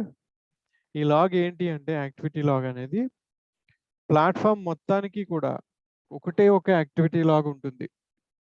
Platform మొత్తానికి. అంటే అజ్యూర్ పోర్టల్‌లో ఓవరాల్‌గా ఒకటే ఒక యాక్టివిటీ లాగ్ ఉంటుంది. కానీ ఆ లాగ్‌లో స్టోర్ అయ్యే ఇన్ఫర్మేషన్ ఏంటి అంటే ఈ రిసోర్స్ ఎప్పుడు క్రియేట్ చేశారు? దాని మీద ఎప్పుడెప్పుడు మోడిఫికేషన్స్ అయినియి? ఆ కైండ్ ఆఫ్ ఇన్ఫర్మేషన్‌ని ఈ లాగ్ స్టోర్ చేసుకుంటుందన్నమాట. నేనేమన్నాను ఇప్పుడు ప్లాట్‌ఫార్మ్ మొత్తానికి ఒకటే లాగ్ ఉంటుందన్నాను. బట్ వీనెట్‌కి సంబంధించిన లాగ్స్ ఎలా కనపడతాయి మనకి? అదే వీఎంకెళ్తే వీఎం లాగ్స్ ఎలా కనపడతాయి? రిసోర్స్ గ్రూప్‌కెళ్తే రిసోర్స్ గ్రూప్ లాగ్స్ ఎలా కనపడతాయి? Maybe if we go to resource group ఇది జస్ట్ ఇప్పుడే క్రియేట్ చేసాం కాబట్టి, ఇక్కడ యాక్టివిటీ లాగ్ చూస్తే కొన్ని ఎంట్రీస్ కనపడొచ్చు మనకి. యాక్టివిటీ లాగ్ అంటే it's all about activity that we are doing. So, resource group create అయింది 25 మినిట్స్ ఎగో. ఎవరు క్రియేట్ చేశారు? ఏ రిసోర్స్ ప్రొవైడర్ దాన్ని సపోర్ట్ చేసింది? దాని పేరేంటి? ఓవరాల్‌గా అది జరిగిన టైమ్ స్టాంప్ అన్నీ గూడా మనకిక్కడ కేటగరైజ్ అయ్యి కనపడుతున్నాయి. మీరొకటి అబ్జర్వ్ చేస్తే పైన కొన్ని ఫిల్టర్స్ అప్లై అయినాయి. ఈ ఫిల్టర్ వచ్చేసరికి స్పెసిఫిక్ టు ఈ రిసోర్స్‌కి సంబంధించినటువంటి లాగ్స్‌నే ఫిల్టర్ చేసి చూపించమని అడుగుతుంది. అదే నేను ఈ ఫిల్టర్ తీసేస్తే రెస్ట్ ఆఫ్ ద రిసోర్సెస్ సంబంధించిన లాగ్స్ కూడా కనిపిస్తాయి మనకిక్కడ. విచ్ మీన్స్ ప్లాట్‌ఫార్మ్ మొత్తానికి ఒకటే లాగ్ ఉంటుంది. మనం అప్లై చేసే ఫిల్టర్స్‌ని బట్టి ఆ రెస్పెక్టివ్ లాగ్స్ కనబడుతూ ఉంటాయన్నమాట. అండ్ ఈ లాగ్స్ 90 డేస్ వరకు మాత్రమే స్టోర్ అవుతాయి. 90 డేస్ తర్వాత ఓవర్ రైట్ అయిపోతూ ఉంటుంది. సో, మరి ఎలా మరి దీన్ని ప్రొటెక్ట్ చేస్తాం? ఇది అవసరమైన లాగే మనకి. మోర్ దాన్ 90 డేస్ కావాలంటే మనం ఎలా సేవ్ చేసుకోవచ్చు దీన్ని? బై డిఫాల్ట్ అజూర్ ఒక 90 డేస్ డేటాను మాత్రమే స్టోర్ చేస్తుంది ఈ లాగ్‌లో. ఒకవేళ మనం దీన్ని పర్మనెంట్‌గా మనకి మోర్ దాన్ 90 డేస్ కావాలి, మనం స్టోర్ చేసుకోవాలంటే మనం రీడైరెక్షన్ పెట్టొచ్చు ఈ లాగ్స్‌ని. You can redirect it to a storage account. స్టోరేజ్‌లోకి రీడైరెక్ట్ చేసుకోవచ్చు. So that it will be sent over to storage account అన్నమాట. మోర్ దాన్ 90 డేస్ తర్వాత లాగ్స్‌ని రిట్రైవ్ చేయాలి, లాగ్స్ ఇన్ఫర్మేషన్ కావాలంటే ఐదర్ స్టోరేజ్ అకౌంట్‌కి పంపించొచ్చు, లేదంటే అజూర్ మానిటర్‌కి పంపించొచ్చు. అండ్ డిఫరెంట్ సర్వీసెస్ ఇంకా అదర్ పార్ట్నర్ సొల్యూషన్ ఏదైనా ఉంటే దానికి కూడా పంపించొచ్చు లాగ్స్‌ని. సో, నేనిప్పుడు రిసోర్స్ గ్రూప్ ఫిల్టర్ తీసేసాను. అండ్ టైమ్ వచ్చేసరికి 24 అవర్స్ అని పెట్టాను. ఈ 24 అవర్స్‌లో జరిగినటువంటి మొత్తం ఈవెంట్స్ అన్నీ గూడా వెబ్ యాప్ క్రియేట్ అయింది. వెబ్ యాప్ డిప్లాయ్ అయింది. దాంట్లో స్లాట్స్ క్రియేట్ అయినియి. స్లాట్స్ డిలీట్ అయినియి. స్టోరేజ్ అకౌంట్ ఒకటి క్రియేట్ అయింది. అది మళ్ళీ డిలీట్ అయింది. సో, ఇవన్నీ కనిపిస్తున్నాయి. బట్ వేరే నేనెక్కడ చూస్తున్నాను ఈ లాగ్స్? రిసోర్స్ గ్రూప్‌కి సంబంధించిన యాక్టివిటీ లాగ్‌లో చూస్తున్నాను. ఇంతకుముందు ఇన్ని కనపడలేదు మనకి. స్పెసిఫిక్ టు ఈ రిసోర్స్ కనపడినియి. ఎందుకంటే అక్కడ నేను ఫిల్టర్ అప్లై చేసుకున్నాను కాబట్టి. ఓన్లీ నాకు ఈ రిసోర్స్ మీద ఉన్నటువంటి లాగ్సే చూపించమని అడిగాను కాబట్టి. అలాగే వీనెట్‌కెళ్ళినప్పుడు వీనెట్ స్పెసిఫిక్ లాగ్సే కనపడతాయి మనకి. ఫిల్టర్స్ ఆటోమేటిక్‌గా అప్లై అయిపోతాయన్నమాట. అప్లై అయ్యి ఆ పర్టిక్యులర్ రిసోర్స్‌కి సంబంధించినటువంటి లాగ్స్ అన్నీ మనకు కనిపిస్తాయి. అంటే ప్లాట్‌ఫార్మ్ మొత్తానికి ఒకటే లాగు. బేస్డ్ ఆన్ ద ఫిల్టర్స్ మనం ఎక్కడ ఈ లాగ్‌ని నావిగేట్ చేస్తున్నాం అనే దాన్ని బట్టి ఆటోమేటిక్‌గా ఫిల్టర్స్ అప్లై అయ్యి ఆటోమేటిక్‌గా మనకు చూపిస్తుంది ఆ లాగ్‌ని. 90 డేస్ మాత్రమే స్టోర్ అవుతుంది. అండ్ 90 డేస్ తర్వాత ఒకవేళ మనకి రీడైరెక్షన్ కావాలంటే we can send it to a storage account or a monitoring solution. లేదంటే సీఎస్‌వి లాగా ఎక్సెల్ షీట్ లాగా డౌన్‌లోడ్ చేసుకొని అనాలిసిస్ చేసుకోవచ్చు. ఎవరు చేశారు? ఇక్కడ క్లియర్‌గా తెలుస్తుంది. ఎవరు ఇనిషియేట్ చేశారు?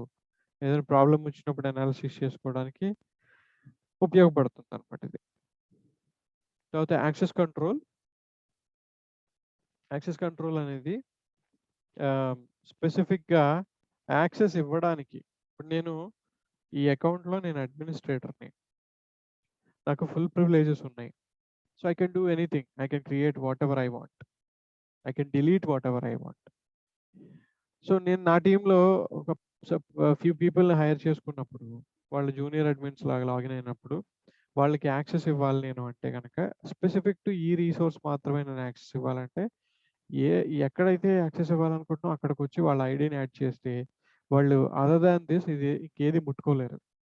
ఓన్లీ వీనెట్ మీద మాత్రమే పనిచేయగలుగుతారు. అలా యాక్సెస్‌ని లిమిట్ చేయాలి, కంట్రోల్ చేయాలంటే అది యాక్సెస్ కంట్రోల్ తోటి పాసిబుల్ అవుతుందన్నమాట. ఆఫ్‌కోర్స్ ఇక్కడ మనం యాక్సెస్ ఇస్తున్నాము అంటే వాళ్ళకి మన సబ్స్క్రిప్షన్‌లో అకౌంట్ ఉండాలి ఫస్ట్. ఆ అకౌంట్ మనం అజూర్ ఏడీ తోటి క్రియేట్ చేస్తాం. అది కూడా ఎలా చేయాలి అనేది డీటెయిల్డ్‌గా ఇన్ డెప్త్ తెలుసుకుంటాం మనం అజూర్ ఏడీ క్లాస్‌లో. సో, అకౌంట్‌కి కావాల్సినటువంటి ప్రివిలేజెస్‌ని ఇస్తే వాళ్ళు పోర్టల్‌లోకి లాగిన్ అయినప్పుడు వాళ్ళకి కనిపించేది ఇదొక్కటే. దీని మీద మాత్రమే ఆపరేషన్స్ పెర్ఫార్మ్ చేయగలరు. వర్చువల్ మెషిన్ టచ్ చేయలేరు. లేదు స్టోరేజ్ అకౌంట్స్ టచ్ చేయలేరు. ఇంకేది టచ్ చేయలేరనమాట. అలా మనం యాక్సెస్‌ని కంట్రోల్ చేయాలంటే you can use access control and give the respective access to the people. So that ఆహ్, ఆ పర్టిక్యులర్ రిసోర్స్ మీద మాత్రమే అతను పనిచేసే అవకాశం ఉండేటట్టు మనం లిమిట్స్ క్రియేట్ చేయొచ్చనమాట. ఇంకా ఇన్ డీటెయిల్డ్‌గా మనం అజూర్ ఏడీలో తెలుసుకుంటాం. రోల్ బేస్డ్ యాక్సెస్ కంట్రోల్ అని ఉంటుంది. ఆ క్లాస్‌లో ఆ టాపిక్ డిస్కస్ చేసినప్పుడు ఇంకా డీటెయిల్డ్‌గా తెలుసుకోవచ్చు. అండ్ దెన్ ట్యాగ్స్ వచ్చేసరికి ఆహ్, ఒక alternative way of organizing resources. ఇప్పుడు రిసోర్స్ గ్రూప్స్ అనుకున్నాం. రిసోర్స్ గ్రూప్స్ అంటే ఆ రిసోర్స్ గ్రూప్‌ని ఆహ్, లొకేషన్ బేస్ చేసుకునో, డిపార్ట్మెంట్ బేస్ చేసుకునో, ఫంక్షనాలిటీ బేస్ చేసుకునో, ఆర్ ఎల్స్ లైఫ్ సైకిల్‌ని బేస్ చేసుకునో మనం అన్నిటిని కలిపి ఒక చోట మెయింటైన్ చేయాలి అనే అవసరం వచ్చినప్పుడు రిసోర్స్ గ్రూప్ తోటి ఆర్గనైజ్ చేసుకోవచ్చు అనేది మాట్లాడుకున్నాం. బట్ కొన్ని సందర్భాల్లో డిఫరెంట్ సిట్యుయేషన్స్ ఉంటాయి. అంటే బేస్డ్ ఆన్ లొకేషన్ చేశారనుకుందాం ఫర్ ఎగ్జాంపుల్. ఇక్కడ ఈస్ట్ యూఎస్ లొకేషన్‌కి ఒక రిసోర్స్ గ్రూపు, సౌత్ ఇండియాకి ఒక రిసోర్స్ గ్రూపు. అంటే అక్కడ ఉండే రిసోర్సెస్ అన్నీ అందులో ఇక్కడ ఉండే రిసోర్స్ అన్నీ ఇందులో ఇట్లా కాన్ఫిగర్ చేశారనుకుందాం. 3 రిసోర్స్ గ్రూప్స్ క్రియేట్ చేశారు. ఆ పర్టిక్యులర్ రిసోర్స్ గ్రూప్‌కెళ్ళినప్పుడు అందులో ఉండే రిసోర్స్ కనపడతాయి మనకి. కానీ along with this I want to filter in alternative way. I want to organize in alternative way. అంటే నాకు సపోజ్ మార్కెటింగ్ టీమ్‌కి సంబంధించినటువంటి రిసోర్సెస్ 3 లొకేషన్స్ నుంచి కావాలి. మార్కెటింగ్ టీమ్‌కి సంబంధించినటువంటి రిసోర్సెస్ ఈస్ట్ యూఎస్‌లోవి కావాలి, సౌత్ ఇండియాలోవి కావాలి, వెస్ట్ యూఎస్‌లోవి కావాలనుకున్నప్పుడు what I will do is ప్రతి రిసోర్స్‌ని క్రియేట్ చేసేటప్పుడు అక్కడ department is equal to marketing అని రాసి నేను ఒక ట్యాగ్ అప్లై చేస్తాను. ఈ ట్యాగ్ అప్లై చేసినప్పుడు ఏమవుతుంది? స్పెసిఫిక్‌గా ఆ ట్యాగ్‌తో అసోసియేట్ అయినటువంటి మొత్తం resources irrespective of the location filter అయ్యి కనిపిస్తాయి మనకి. ఇప్పుడు ఇక్కడ 2 ట్యాగ్స్ ఉన్నాయి దీనికి. Location is equal to east US, department is equal to marketing అని. So, when I click on this tag, ఈ ట్యాగ్ అప్లై చేసిన మొత్తం అన్ని రిసోర్సెస్ ఏవైతే ఉన్నాయో అవన్నీ కూడా మనకి ఫిల్టర్ అయిపోయి ఏ లొకేషన్ నుంచి అయినా సరే కనిపిస్తాయి. అంటే చూడటానికి అలాగే బిల్లింగ్ గురించి తెలుసుకోవడానికి ఎంత బిల్ అవుతుంది మార్కెటింగ్ డిపార్ట్మెంట్‌కి. ఫర్ ఎగ్జాంపుల్ మార్కెటింగ్ వాళ్ళకి డిఫరెంట్ రీజియన్స్‌లో ప్రెజెన్స్ ఉంది. వాళ్ళ ఇన్‌ఫ్రాస్ట్రక్చర్ ఆ లొకేషన్స్‌లో సెటప్ చేసాం. కానీ వాళ్ళకి మాత్రమే ఎంత బిల్ అవుతుందో తెలుసుకోవాలి అనుకున్నప్పుడు ఈ ట్యాగ్స్ బాగా ఉపయోగపడతాయి మనకి. Another way of organising the resources అన్నమాట ఇవి.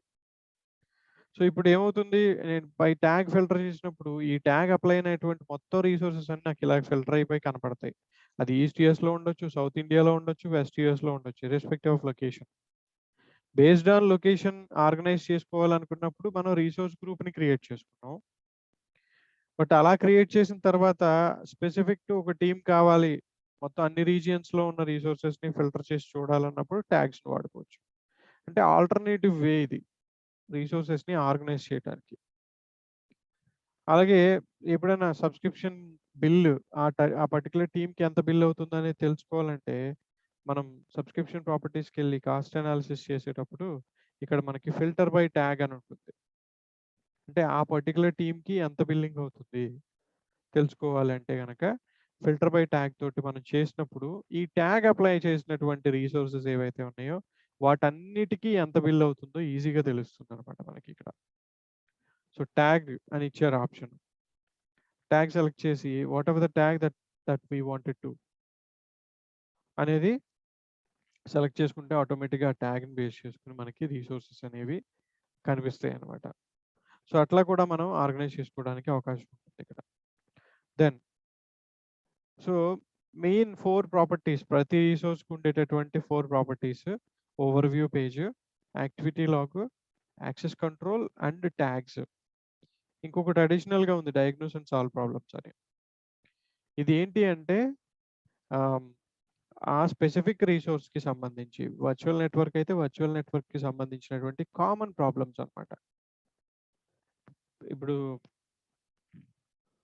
రెగ్యులర్‌గా ఫేస్ చేసే ప్రాబ్లమ్స్ ఏవైతే ఉంటాయో ఒక నెట్వర్క్ రిలేటెడ్‌గా ఆ ప్రాబ్లమ్స్‌ని ఫిక్స్ చేసుకోవడానికి మనకి మనమే ఫిక్స్ చేసుకోవడానికి మైక్రోసాఫ్ట్ మనకి చేస్తున్నటువంటి హెల్ప్ ఇది.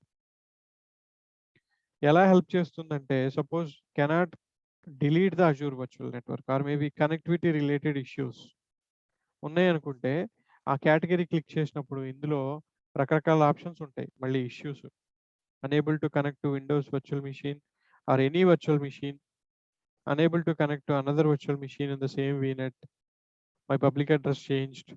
సో ఇవన్నీ డిఫరెంట్ కేటగరీస్. ఎప్పుడైతే ఆ ఇష్యూని మనం సెలెక్ట్ చేస్తామో మనకొచ్చిన ఇష్యూని ఇమ్మీడియేట్‌లీ అజూర్‌కి సంబంధించినటువంటి ఆటోమేటిక్ ట్రబుల్ షూటర్ స్టార్ట్ అవుతుందన్నమాట బ్యాక్‌గ్రౌండ్‌లో. ఆటోమేటిక్ ట్రబుల్ షూటర్ స్టార్ట్ అయ్యి అది మనం చేసిన కాన్ఫిగరేషన్‌ని అనాలిసిస్ చేస్తుంది.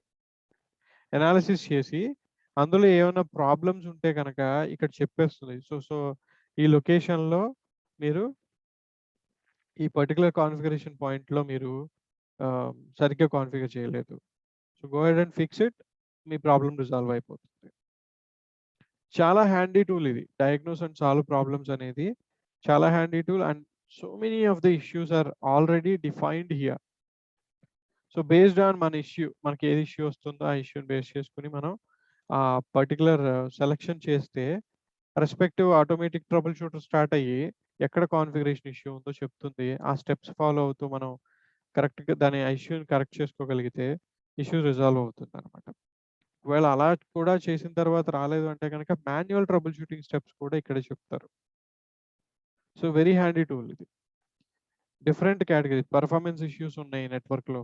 లేకపోతే మేనేజ్మెంట్ ఇష్యూస్ ఉన్నాయి. కెనాట్ కనెక్ట్ టు ఇంటర్నెట్ అదొక ఇష్యూ. సో ఇవన్నీ కూడా కామన్ ప్రాబ్లమ్స్ అన్నమాట మొత్తం అన్నీ. అంటే ట్రబుల్ షూట్ చేసేటప్పుడు మనకు ఉపయోగపడేటటువంటి ఒక హ్యాండీ టూల్ ఇది. ఇది మళ్ళీ వర్చువల్ మెషిన్స్‌కి ఉంటుంది. స్టోరేజ్ అకౌంట్స్‌కి ఉంటుంది. ఏ రిసోర్సెస్ అయితే మనం డిప్లాయ్ చేస్తామో వాటన్నిటికి ఉంటుంది. Except resource group. రిసోర్స్ గ్రూప్‌కి అవసరం లేదు. సో కామన్ ప్రాబ్లమ్స్ అన్నీ ఇక్కడ మనం సాల్వ్ చేసుకోవచ్చు. యెస్ వంశీ. ఇప్పుడు ఆహ్, ఒక వియ్యం ఉందన్న. సడెన్‌గా అది స్టాప్ అయిపోయిందనుకోండి. మనకి తెలియట్లేదు. సో, మనం ఈ ట్రబుల్ షూట్ సాల్వ్ ప్రాబ్లమ్స్‌కొచ్చి చేయొచ్చు. చేయొచ్చా? కానీ వీఎం వీఎం ఆప్షన్స్‌లో ఉంటాయి. డయాగ్నోస్ అండ్ సాల్వ్ ప్రాబ్లమ్స్ అని. అక్కడ డిఫరెంట్ కేటగరీస్ ఉంటాయి. అయి okay. Specific to virtual machines. అక్కడ ఆ! మన ఇష్యూ ఏ కేటగరీలో ఉందో చూసుకొని దాన్ని బట్టి మనం ట్రబుల్ షూట్ చేసుకోవచ్చు. Yes we can do it. Okay. అంటే రియల్ టైమ్‌లో ఇట్లనే మనం వర్కౌట్ ఆ! చేస్తామా? Yeah! This is the first stop actually. మనం ఫిక్స్ చేయాలి ఇష్యూనంటే గనక విల్ స్టార్ట్ హియర్. ఒకవేళ నోన్ ఇష్యూ అయితే ఇక్కడ కూడా రావక్కర్లేదు. మనం ఫిక్స్ చేసేసుకోవచ్చు. But unknown issue first time వచ్చింది వర్క్ చేస్తున్నప్పుడంటే ఫస్ట్ ఇక్కడ చూడొచ్చు మనం. ఇక్కడ యాక్చువల్లీ ఆహ్, ఏం జరుగుతుందంటే ఇమ్మీడియేట్‌లీ మనకి ఒక ఇగో ఆటోమేటెడ్ ట్రబుల్ షూటర్ అని ఇచ్చాడు. సో అది హ్మ్. స్టార్ట్ అవుతుందనమాట. అది స్టార్ట్ అయ్యి అనాలిసిస్ చేస్తుంది. How configuration ah, is done అని. దాన్ని బట్టి ఆటోమేటికల్లీ మనకి ఇదిగో ఇక్కడ చెప్తుంది. We are running few checks on your resource. So if there is a configuration issue like ఎన్ఎస్‌జిలో ఫైర్ వాల్‌లో ఎక్కడో బ్లాక్ చేసాము. మనకు తెలియకుండా. దానివల్ల కనెక్ట్ అవ్వలేకపోవచ్చు అది. సో, మీరు ఆ ఎన్ఎస్‌జికెళ్ళి ఆ పర్టిక్యులర్ ఇన్ఫర్మేషన్‌ని మీరు అప్డేట్ చేసుకోండి. సో దట్ ఈ కనెక్టివిటీ రీస్టోర్ అవుతుందనే మెసేజ్ వస్తుందనమాట మనకి. అది చూపిస్తాను నేను రియల్ టైమ్‌లో వీఎమ్స్ గురించి మాట్లాడినప్పుడు. వీఎంకి ట్రబుల్ షూట్ చేయడానికి there are number of ways. 10 టైప్స్‌లో మనం చేయొచ్చు. 10 వేస్‌లో ట్రబుల్ షూట్ చేసుకునే అవకాశం ఉంటుంది. Will discuss about it in the virtual okay. Machine class. Thank so, you. ఇట్లా మనకి డీటెయిల్డ్ ఇన్ఫర్మేషన్ వస్తుందన్నమాట. Recommended steps. Select VM. You will see a list of virtual machines. So, ఇంత డీటెయిల్డ్‌గా మనకి ఎవరు హెల్ప్ చేయరు. ఆ! ఏ క్లౌడ్స్‌లోనూ కూడా కనపడదు మనకి. ఇక్కడ ఒక చోట కనపడుతుంది. Automated trouble. ఎందుకంటే Microsoft is like customer friendly company. మనకు విండోస్‌లో కూడా ఏదైనా సపోర్ట్ కావాలంటే గనక కస్టమర్ సర్వీస్‌కి చేసినప్పుడు ఆహ్, అండ్ ఆల్రెడీ ఇండస్ట్రీలో ఎప్పటినుంచో ఉన్నారు. They have a huge database of the problems. Common problems అన్నీ కూడా వాళ్ళ దగ్గర ఉంటాయి లిస్ట్. వాటినే ఇక్కడ ఇంటిగ్రేట్ చేసి వాటికి ఆటోమేషన్ తోటి టై అప్ చేసి ఆ ఇష్యూస్‌ని ట్రబుల్ షూట్ చేసుకునేటట్టు కస్టమర్‌కి హెల్ప్ చేస్తున్నారు. Ultimately if in case we are unable to resolve the problem, last choice ఏంటంటే మైక్రోసాఫ్ట్‌కి డైరెక్ట్‌గా ఇక్కడి నుంచే రిక్వెస్ట్ రైజ్ చేయొచ్చు. కాంటాక్ట్ అవ్వచ్చు వాళ్ళని సపోర్ట్ కోసం. బట్ మనకి ఒక ప్రీమియం సపోర్ట్ ప్లాన్ ఉండాలి. Will discuss about it. నేను చెప్తాను అది. So, one by okay. One ఇవి మనం ఈ 2 ఈథర్ వేస్ లేకపోతే మనకేమన్నా మాన్యువల్ టూల్స్ ఉంటాయా ట్రబుల్ షూట్ చేయడానికి ఉంటాయి. ఇదేనా? ఇందులోనే ఉంటాయి. ఇగో connection okay. Monitor, connection troubleshooter. So, there will be so many tools. Will discuss along. అచ్చా! Okay. Thank you. Sure. Yeah. Right. So that's how we deal with these things, common properties. So now let us talk about virtual network. So technical ga first component of any infrastructure, to that matter of fact. అసలు ఈ virtual నెట్వర్క్‌కి architecture ఎలా ఉంటుంది back ఎండ్‌లో and how Azure is actually managing, మనం దానితోటి ఎలా work చేస్తాం? డీటెయిల్డ్‌గా ఆప్షన్ బై ఆప్షన్ మనం ఎక్స్‌ప్లోర్ చేసుకుంటూ వెళ్దాం. సో, ఫస్ట్ థింగ్ మనం అర్థం చేసుకోవాల్సింది ఏంటి అంటే ఈ పర్టిక్యులర్ సినారియోలో. So, let me open the other presentation just real quick. Virtual networks. ఇది తెలుసుకునే ముందు, నెట్వర్కింగ్ గురించి తెలుసుకునే ముందు అసలు ఎలా ఒక నెట్వర్క్ మనకి డిఫరెంట్ ఎన్విరాన్మెంట్స్‌లో ఎలా ఉంటుంది అబ్జర్వ్ చేద్దాం. ట్రెడిషనల్ నెట్వర్క్ ఎలా ఉంటుంది? ఒక వర్చువలైజ్డ్ ప్లాట్‌ఫార్మ్ మీద నెట్వర్క్ ఎట్లా ఉంటుంది? అది అజూర్‌లోకి వచ్చేసరికి ఎలాగా కన్వర్ట్ అవుతుందో తెలుసుకుందాం మనం. వర్చువలైజేషన్ అనేది VMware అనే కంపెనీ తీసుకొచ్చినటువంటి ఒక బ్యూటిఫుల్ సొల్యూషన్. సో, 2010 ఆ ఏరియాలో 2009, 10, 11 ఆ ఏరియాలో VMware was the popular technology. ప్రతి కంపెనీ కూడా ప్రతి కంపెనీ ఇన్‌ఫాక్ట్ VMwareని అడాప్ట్ చేసుకోవడానికి ట్రై చేసింది. ఎందుకు అంటే కాస్ట్ సేవింగ్స్. ఎలా తీసుకొచ్చారు VMware వాళ్ళు కాస్ట్ సేవింగ్స్ అని మాట్లాడుకుంటే మనం, దానికన్నా ముందు ఎలా ఉండేదో ఒకసారి అబ్జర్వ్ చేద్దాం. VMware రాకముందు ఎలా ఉండేదో అబ్జర్వ్ చేద్దాం. ట్రెడిషనల్ కంప్యూటింగ్ అంటే ఒక కంపెనీ రన్ అవ్వాలంటే, వాళ్ళ బిజినెస్ అప్లికేషన్స్ రన్ అవ్వాలంటే, వాళ్ళ employee related internal applications run అవ్వాలంటే, వాళ్ళకొక ఐటీ ఇన్‌ఫ్రాస్ట్రక్చర్ అవసరం. లెట్స్ సే ఫర్ ఎగ్జాంపుల్ ఏదో ఒక కంపెనీ ఒక 10, 15 ఇయర్స్ బ్యాక్ ఎలా ఉండేది అంటే, ఒక వెబ్ అప్లికేషన్ తోటి బిజినెస్ చేసే కంపెనీ అనుకుందాం అది. అంటే ఒక ఫేస్‌బుక్ లాంటిదో లేకపోతే సమ్ కైండ్ ఆఫ్ ఏదో ఒక పాపులర్ వెబ్‌సైట్‌ని రన్ చేస్తుంది ఆ కంపెనీ అనుకుందాం. So, in order to do that వాళ్ళకి కొన్ని ఫిజికల్ సర్వర్స్ కావాలి. ఫిజికల్ సర్వర్స్ అంటే like HP servers, Dell servers, IBM servers or Cisco servers or whatever it is. ఆ సర్వర్స్ కాస్ట్‌లీ ఉంటాయి. ఎందుకంటే హై పెర్ఫార్మెన్స్ ఉంటాయి ఆబ్వియస్‌లీ. సీపీయూ ఎక్కువుంటుంది. ర్యామ్ ఎక్కువుంటుంది. మదర్ బోర్డ్ కొంచెం high end industry top level motherboards ఉంటాయి. ఎక్కువ ప్రాబ్లమ్స్ రాకుండా, ఎక్కువ లోడ్‌ని యాక్సెప్ట్ చేసేటట్టు ఉంటాయి అవి. ఈ వెబ్ అప్లికేషన్ బయటికి పబ్లిష్ అయినప్పుడు, బయట నుంచి కస్టమర్స్ దాన్ని యాక్సెస్ చేస్తున్నప్పుడు, నంబర్ ఆఫ్ కస్టమర్స్ పెరిగే కొద్దీ సర్వర్ మీద లోడ్ పెరుగుతుంది. ఇప్పుడు ఐఆర్‌సీటీసీ ఉంది. ఒక స్పెసిఫిక్ టైమ్‌లో అది స్లో అయిపోతుంది. ఎందుకు అంటే నంబర్ ఆఫ్ పీపుల్ పెరుగుతూ ఉంటారు. ఆ తత్కాల్ టైమ్‌లో స్పెసిఫిక్‌గా స్లోగా కనిపిస్తుంది మనకి. బికాజ్ అది తట్టుకోలేకపోతుంది. ఆ వచ్చే రిక్వెస్ట్‌లని హ్యాండిల్ చేయలేకపోతుంది అది. అక్కడ ఆగిపోతుంది. హ్యాంగ్ అవ్వడమో ఏదో జరుగుతుంది. వెబ్‌సైట్ రెస్పాండ్ అవ్వకపోవడం, స్లో అయిపోవడం, లోడింగ్ అవ్వకపోవడం జరుగుతూ ఉంటుంది మనకి. సో, అలా పాత రోజుల్లో కంపెనీస్ అంటే ఇలాంటి ఫిజికల్ సర్వర్స్‌ని, ఒక హార్డ్‌వేర్‌ని పర్చేజ్ చేసి, ఒక 4, 5 సర్వర్స్‌ని పర్చేజ్ చేసి ఆహ్, లాక్స్ ఆఫ్ ఇన్వెస్ట్‌మెంట్ అది. ఒక్కొక్క సర్వర్ ఎలా లేదన్నా మినిమమ్ 3-4 లాక్స్ ఉంటుంది. సో, అలాంటి సర్వర్స్‌ని పర్చేజ్ చేసి, ఆ సర్వర్స్‌ని మళ్ళీ వాటిలో ఆపరేటింగ్ సిస్టమ్స్ ఇన్‌స్టాల్ చేయటం. ఆపరేటింగ్ సిస్టమ్ అంటే విండోస్ గానీ, లినక్స్ గానీ, లేదంటే దానిపైన మళ్ళీ అప్లికేషన్స్ ఇన్‌స్టాల్ చేయటం. వీటన్నిటిని మెయింటైన్ చేయటం. వీటికి మళ్ళీ డేటా సెంటర్ స్పేస్ కావాలి. వీటికి మళ్ళీ కూలింగ్ కావాలి, పవర్ సప్లై కావాలి. అవన్నీ కూడా అడిషనల్ ఓవర్‌హెడ్. అండ్ వీటిని మేనేజ్ చేయడానికి అడ్మినిస్ట్రేషన్ టీమ్ కావాలి. సో, ఆ పర్టిక్యులర్ అప్రోచ్‌లో పాత ట్రెడిషనల్ ఆర్కిటెక్చర్‌లో at any point of time ఆ సింగిల్ హార్డ్‌వేర్ మీద సింగిల్ ఆపరేటింగ్ సిస్టమ్‌ని ఇన్‌స్టాల్ చేసుకునే కేపబిలిటీ ఉండేది. అంటే సైమల్టేనియస్‌గా 2 ఆపరేటింగ్ సిస్టమ్స్‌ని రన్ చేసే పాసిబిలిటీ ఉండేది కాదు. ఒక సపోజ్ మల్టీ బూట్ ఉండేది. డ్యూయల్ బూట్ ఉండేది. విండోస్, లినక్స్ ఒకే సిస్టమ్ మీద ఇన్‌స్టాల్ చేసుకునే అవకాశం ఉండేది. కానీ విండోస్ వాడేటప్పుడు లినక్స్‌ని వాడటానికి అవకాశం ఉండేది కాదు. లినక్స్‌ని వాడినప్పుడు విండోస్‌ని వాడటానికి ప్యారలెల్‌గా వాడుకోవడానికి అవకాశం ఉండేది కాదు సింపుల్‌గా చెప్పాలంటే. విండోస్‌లోకెళ్ళాలంటే లినక్స్ నుంచి బయటకొచ్చేయాలి. లినక్స్‌లోకెళ్ళాలంటే విండోస్ నుంచి బయటకొచ్చేయాలి. రీబూట్ చేసేటప్పుడు ఏ ఆపరేటింగ్ సిస్టమ్‌కెళ్ళాలంటే ఆ ఆపరేటింగ్ సిస్టమ్‌కెళ్ళే అవకాశం ఉండేది. సో, ఈ హార్డ్‌వేర్ మీద ఆపరేటింగ్ సిస్టమ్ ఇన్‌స్టాల్ చేసి దాని మీద ఒక వెబ్ అప్లికేషనో లేకపోతే డేటాబేస్ అప్లికేషనో ఇన్‌స్టాల్ చేస్తే, ఆ పర్టిక్యులర్ అప్లికేషన్ కోసం మాత్రమే ఆ హార్డ్‌వేర్ ఉపయోగపడేది. ఇప్పుడు పబ్లిక్ ఫేసింగ్ వెబ్‌సైట్ అయితే, ఆ వెబ్‌సైట్ లోడ్‌ని హ్యాండిల్ చేయడానికి ఆ సర్వర్ అవసరం మనకి. అంటే ఒక హార్డ్‌వేర్ మీద ఒకటే ఆపరేటింగ్ సిస్టమ్, ఒకటే అప్లికేషన్ వాస్ ద అప్రోచ్. అప్పుడు ట్రెడిషనల్ కంప్యూటింగ్‌లో. అలా ఆ కంపెనీకి ఎన్ని అప్లికేషన్ సర్వర్స్ కావాల్సొస్తే అన్ని అప్లికేషన్ సర్వర్స్‌ని పర్చేజ్ చేసుకోవడం. ఎన్ని డేటాబేస్ సర్వర్స్ కావాల్సొస్తే అన్ని సర్వర్స్‌ని పర్చేజ్ చేసుకోవడం. దానివల్ల కాస్ట్ ఆఫ్ ఇన్వెస్ట్‌మెంట్, క్యాపెక్స్ ఎక్కువైపోయేది. అండ్ ఆల్సో ఇక్కడ ఉన్నటువంటి ఇంకొక నెగెటివ్ థింగ్ ఏంటి అంటే మనకి, at any point of time ఈ హార్డ్‌వేర్ పీక్‌కెళ్ళడం అనేది రేర్ కేసెస్‌లో జరుగుతూ ఉండేది. అంటే మేబీ డేలో ఒక 2, 3 అవర్స్ పీక్‌లో ఉండొచ్చు.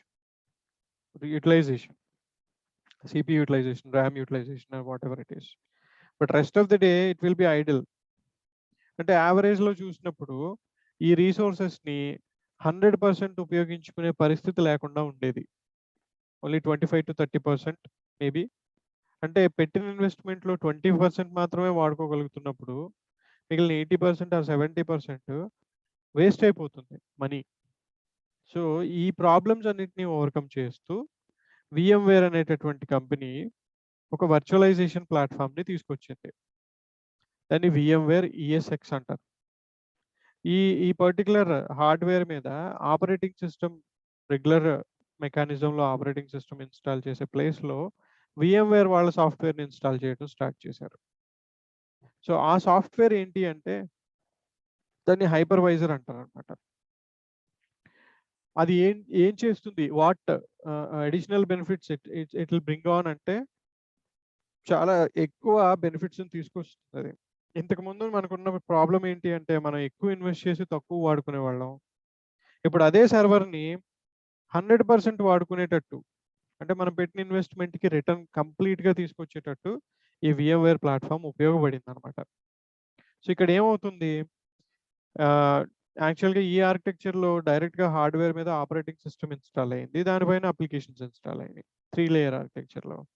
బట్ ఇక్కడొచ్చేసరికి ఆపరేటింగ్ సిస్టమ్‌ని రీప్లేస్ చేస్తూ హైపర్వైజర్ అనే సాఫ్ట్‌వేర్, కొత్త సాఫ్ట్‌వేర్ వచ్చి కూర్చుంది. ఇది ట్రెడిషనల్‌గా ఉండే విండోస్, లినక్స్ లాంటి ఆపరేటింగ్ సిస్టమ్స్ కన్నా కూడా వెరీ అడ్వాన్స్డ్ ఆపరేటింగ్ సిస్టమ్ అనమాట ఇది. VMware ESX సర్వర్ అనేది. ఈ పర్టిక్యులర్ సర్వర్ హార్డ్‌వేర్‌ని గ్రాన్యులర్ లెవెల్‌లో మేనేజ్ చేసే కేపబిలిటీస్ తోటి రన్ అవుతుంది. గ్రాన్యులర్ లెవెల్‌లో మేనేజ్ చేస్తుందనమాట. అంటే ఎక్కడ కూడా హార్డ్‌వేర్ రిసోర్సెస్ అనేవి వేస్ట్ అవ్వకుండా మాక్సిమం కెపాసిటీని యూజ్ చేసుకునేటట్టు హెల్ప్ చేస్తుంది ఇది. ఎలా హెల్ప్ చేస్తుంది? ఇది పైన మనకి ఒక చిన్న కంటైనర్, ఒక ఒక ఒక వర్చువల్ మెషిన్‌ని క్రియేట్ చేసుకునే అవకాశం కల్పిస్తుంది మనకి. ఈ వర్చువల్ మెషిన్స్ అనేవి ఫిజికల్ మెషిన్స్ లాగా రన్ అయ్యేటటువంటి మెషిన్స్. కానీ ఇక్కడ ఏమవుతుందంటే ఇవి డైరెక్ట్‌గా హార్డ్‌వేర్‌తో ఇంటరాక్ట్ అవ్వవు. ఇక్కడ ఈ కేస్‌లో ఏమవుతుంది? ఆపరేటింగ్ సిస్టమ్ డైరెక్ట్‌గా హార్డ్‌వేర్‌తో ఇంటరాక్ట్ అవుతుంది. కమ్యూనికేట్ అవుతుంది హార్డ్‌వేర్‌తో. హార్డ్‌వేర్‌ని కంట్రోల్ చేస్తుంది ఇక్కడ విండోస్, లినక్స్. బట్ ఇక్కడ వచ్చేసరికి మధ్యలో ఇంకొకళ్ళు ఉన్నారు. హార్డ్‌వేర్‌కిని ఆపరేటింగ్ సిస్టమ్‌కి మధ్యలో.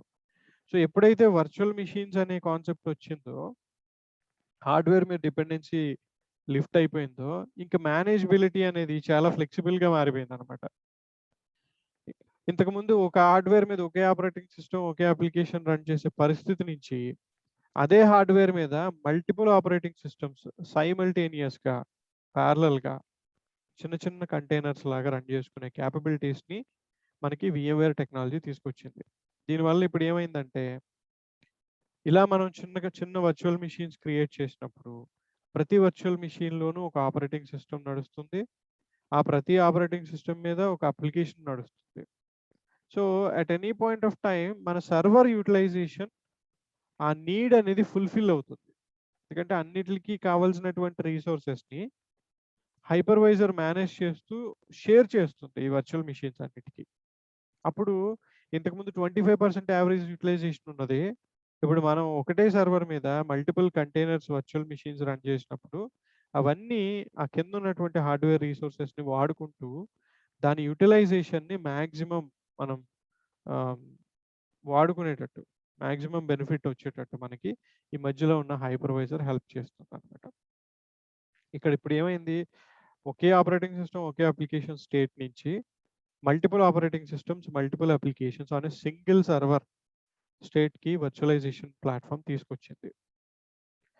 ఇలా వర్చువలైజేషన్ జరుగుతున్నప్పుడు యాక్చువల్లీ ఒక ట్రెడిషనల్ ఆర్కిటెక్చర్‌లో ఒక మెషిన్ నెట్వర్క్ తోటి కమ్యూనికేట్ అవ్వాలి అంటే, అంటే వేరే మెషిన్ నెట్వర్క్‌లో ఉన్న వేరే మెషిన్‌తో ఇన్‌ఫాక్ట్ ఇంటర్నెట్‌కి కనెక్ట్ అవ్వాలన్నా సరే, దానికి ఒక ఫిజికల్ నెట్వర్క్ ఇంటర్ఫేస్ కార్డ్ అవసరం అయ్యేది. ఇందులో ఫిజికల్ CPU ఉంటుంది, ఫిజికల్ ర్యామ్ ఉంటుంది, ఫిజికల్ స్టోరేజ్ ఉంటుంది. అలానే ఫిజికల్ నెట్వర్క్ ఇంటర్ఫేస్ కార్డ్ ఉంటుంది. NIC అంటే నెట్వర్క్ ఇంటర్ఫేస్ కార్డ్. ఇది ఒక కేబుల్ కనెక్ట్ అయ్యి, ఆ కేబుల్ ఏమో ఒక స్విచ్‌కి కనెక్ట్ అయ్యి, ఇంటర్నల్‌గా within the network communication, external communication చేయటానికి హెల్ప్ చేస్తుంది ఈ డివైస్. అదే డివైస్‌ని వర్చువలైజేషన్ ప్లాట్‌ఫార్మ్‌కొచ్చేసరికి, మనం అన్ని వర్చువల్ మెషిన్స్‌కి షేర్ చేయాల్సిన అవసరం. రైట్. సో, అన్ని వర్చువల్ మెషిన్‌కి షేర్ చేయాల్సిన అవసరం వచ్చినప్పుడు, సింగిల్ ఫిజికల్ నిక్ కార్డ్‌ని అన్ని VMs వాడుకోగలుగుతున్నాయి. అంటే అవి పంపించే ట్రాఫిక్, అవి రిసీవ్ చేసుకునే ట్రాఫిక్ మొత్తం అంతా కూడా ఈ సింగిల్ నిక్ కార్డ్ ద్వారానే బయటికెళ్ళడం, లోపలికి రావడం జరుగుతుంది. అలా యాక్చువల్‌గా మల్టిపుల్ మెషిన్స్ ఒక డివైస్‌కి కనెక్ట్ అయ్యే స్ట్రాటజీని స్విచ్ అంటారు. మనకి రెగ్యులర్‌గా ఉండే హార్డ్‌వేర్ డివైసెస్‌లో స్విచ్ కూడా నెట్వర్కింగ్ డివైసెస్‌లో సిస్కో స్విచ్ అంటే మన ఇంట్లోనే ఉంటాయి. ఇప్పుడు మన వైఫై రౌటర్‌లో స్విచ్ ఉంటుంది. సో, స్విచెస్ ఇలా ఉంటాయి బేసిక్‌గా. ఈ స్విచెస్‌లో ఇన్ని పోర్ట్స్ ఉన్నప్పుడు ప్రతి పోర్ట్‌కి ఒక్కొక్క మెషిన్ కనెక్ట్ అవుతుంది ఆబ్వియస్‌లీ. అంటే మల్టిపుల్ మెషిన్స్ ఒకదానితో ఒకటి ఇంటరాక్ట్ అవ్వాలనుకున్నప్పుడు అవన్నీ కూడా ఒకే ఒక ఆహ్, సెంట్రలైజ్డ్ డివైస్ కనెక్ట్ అయినప్పుడు, ఆ పర్టిక్యులర్ డివైస్ వాటి మధ్య ఉండే కమ్యూనికేషన్‌ని హ్యాండిల్ చేస్తుంది. ఆ డేటా ట్రాన్స్మిట్ చేయటానికి టు అండ్ ఫ్రో ఆ డివైసెస్ మధ్యలో అవన్నీ వాటి కేబుల్స్‌ని తీసుకొచ్చి ఇక్కడ కనెక్ట్ చేసుకుంటాయి. So that they can communicate together within the network. ఈ ఫంక్షనాలిటీని ట్రెడిషనల్ ఆర్కిటెక్చర్లో అయితే ఇలాంటి డివైస్ని వాడుతున్నాం. అదే వర్చువలైజేషన్ ప్లాట్ఫామ్కి వచ్చేసరికి అది ఏమైపోతుందంటే ఒక ఫిజికల్ నిక్కే స్విచ్ కింద ట్రాన్స్ఫార్మ్ అవుతుంది అనమాట వర్చువలైజేషన్ ప్లాట్ఫామ్లో. బికాస్ ఇక్కడ సింగిల్ సర్వర్ మీద మనం మల్టిపుల్ వర్చువల్ మిషన్స్ రన్ చేస్తున్నాం. ప్రతి వర్చువల్ మిషన్ కూడా డేటాని బయటికి పంపించాలి, తీసుకోవాలి. అలా అంటే యాక్చువల్గా ట్రెడిషనల్ ఆర్కిటెక్చర్లో ఉన్నటువంటి స్విచ్కి వీటన్నిటిని కనెక్ట్ చేయాలి ఇలాంటి ఒక డివైస్కి. కానీ వర్చువల్ మిషన్స్ని అలా కనెక్ట్ చేయడం కుదరదు కాబట్టి ఆ హైపర్వైజర్ ఏం చేస్తుందంటే ఉన్నటువంటి నిక్ కార్డ్ని, ఫిజికల్ నిక్ కార్డ్ని స్విచ్లా కన్వర్ట్ చేసి ప్రజెంట్ చేస్తుంది వీటికి. అది బెనిఫిట్, అది వర్చువలైజేషన్ బెనిఫిట్ అనమాట. సో ఇవన్నీ కూడా వాటి డేటాని పంపించేటప్పుడు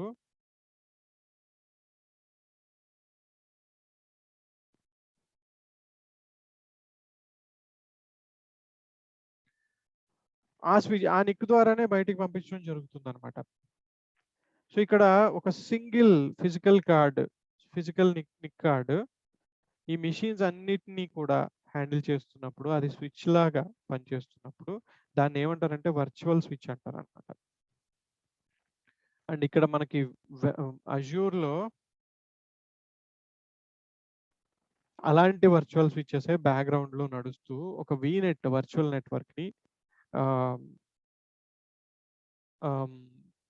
నెట్వర్క్ని హ్యాండిల్ చేయడానికి ఉపయోగపడతాయి అన్నమాట. దాన్నే మనం వీనెట్ అని పిలుస్తున్నాం అజూర్లో. అదే ఫస్ట్ కాన్సెప్ట్ మనకి. సో మనం వర్చువల్ నెట్వర్క్ని ఎలా డిప్లాయ్ చేస్తాం అండ్ వర్చువల్ నెట్వర్క్లో ఉండే ఆప్షన్స్ అవన్నీ కూడా మనం డిస్కస్ చేసుకోవచ్చు మూవింగ్ ఫార్వర్డ్.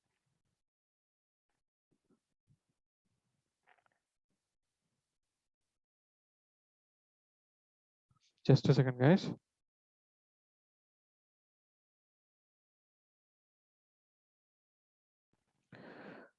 రైట్. సో ఒక వర్చువల్ నెట్వర్క్ అనేది ఒక key component, right?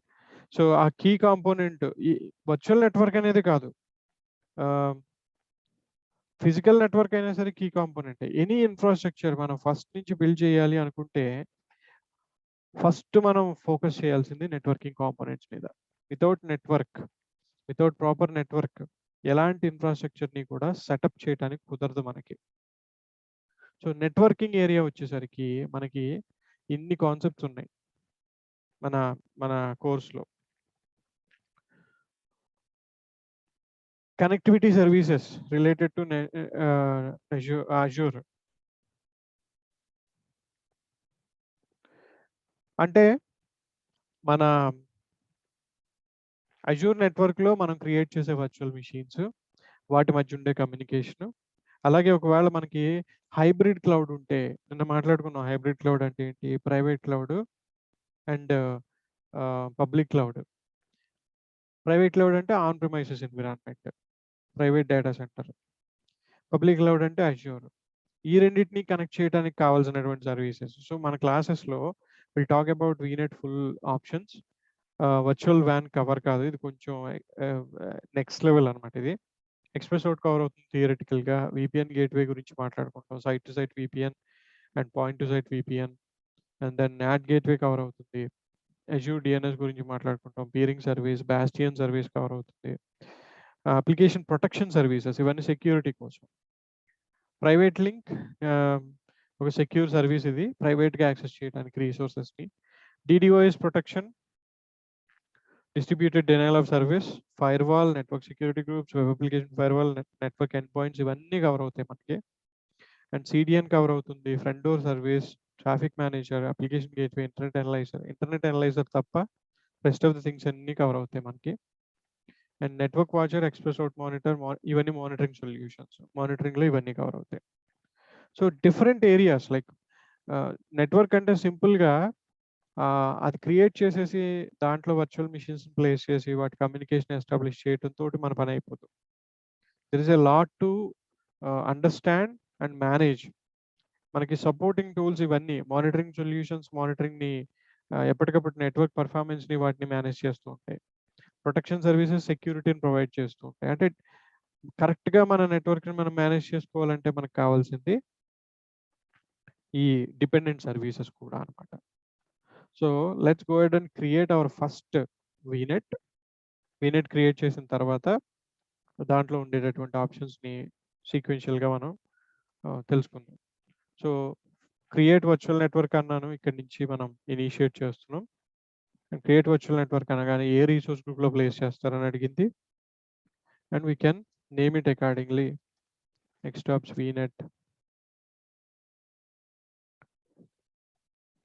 D10 and then East US locationలో యాజ్ యూజువల్‌గా అండ్ ఐపీ అడ్రెసెస్. సో, ఇది డిజైన్ డెసిషన్ ఇది. అంటే మనం నెట్వర్క్‌ని ఇప్పుడు ఎస్టాబ్లిష్ చేస్తున్నాం. We're just starting up. మన ఎన్విరాన్మెంట్‌లో ఎన్ని రిసోర్సెస్‌ని మనం ప్లేస్ చేస్తాం ఫ్యూచర్‌లో. ప్రతి వర్చువల్ మెషిన్‌కి ఒక ఐపీ అడ్రెస్ కావాలి. ఐపీ అడ్రెస్ అంటే unique identification for a network enabled device. Networking enable చేసినటువంటి ఒక డివైస్‌కి, నెట్వర్క్ కమ్యూనికేట్ అవ్వాలనుకుంటున్నటువంటి ఒక డివైస్‌కి ఐపీ అడ్రెస్ అనేది ఒక ఐడెంటిటీ. ఇప్పుడు మనకి పేర్లు ఎలా ఉన్నాయో అట్లానే మెషిన్స్‌కి ఐపీ అడ్రెస్ అనేది ఒక ఐడెంటిటీ తీసుకొస్తుందన్నమాట. అంటే ప్రతి మెషిన్‌కి ఒక ఐపీ ఉంటుంది. IP address. అలాంటప్పుడు మనం ఎన్ని మెషిన్స్‌ని డిప్లాయ్ చేస్తాం మన ఇన్‌ఫ్రాస్ట్రక్చర్‌లో, మనకి ఎన్ని ఐపీ అడ్రెసెస్ అవసరం అవుతాయి ఫ్యూచర్‌లో అనేది ఆ కాలిక్యులేషన్ ఇనీషియల్‌గా చేసుకోవడం బెటర్.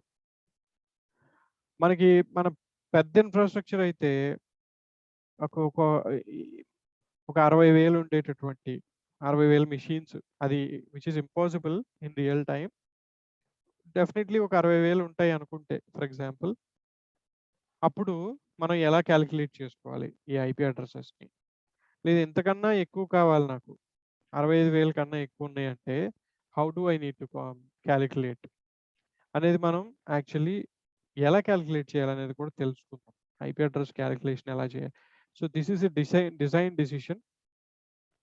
ఇనీషియల్‌గా తీసుకోవాల్సినటువంటి డెసిషన్. వన్స్ మనం వీనెట్ క్రియేట్ చేసేసి వర్చువల్ మెషిన్స్‌ని వాటన్నిటిని క్రియేట్ చేయటం మొదలుపెట్టిన తర్వాత ఇది మార్చుకోవడం కుదరదు. మళ్ళీ వెనక్కెళ్ళి నేను కరెక్ట్ చేసుకుంటానంటే పాసిబిలిటీ ఉండదు.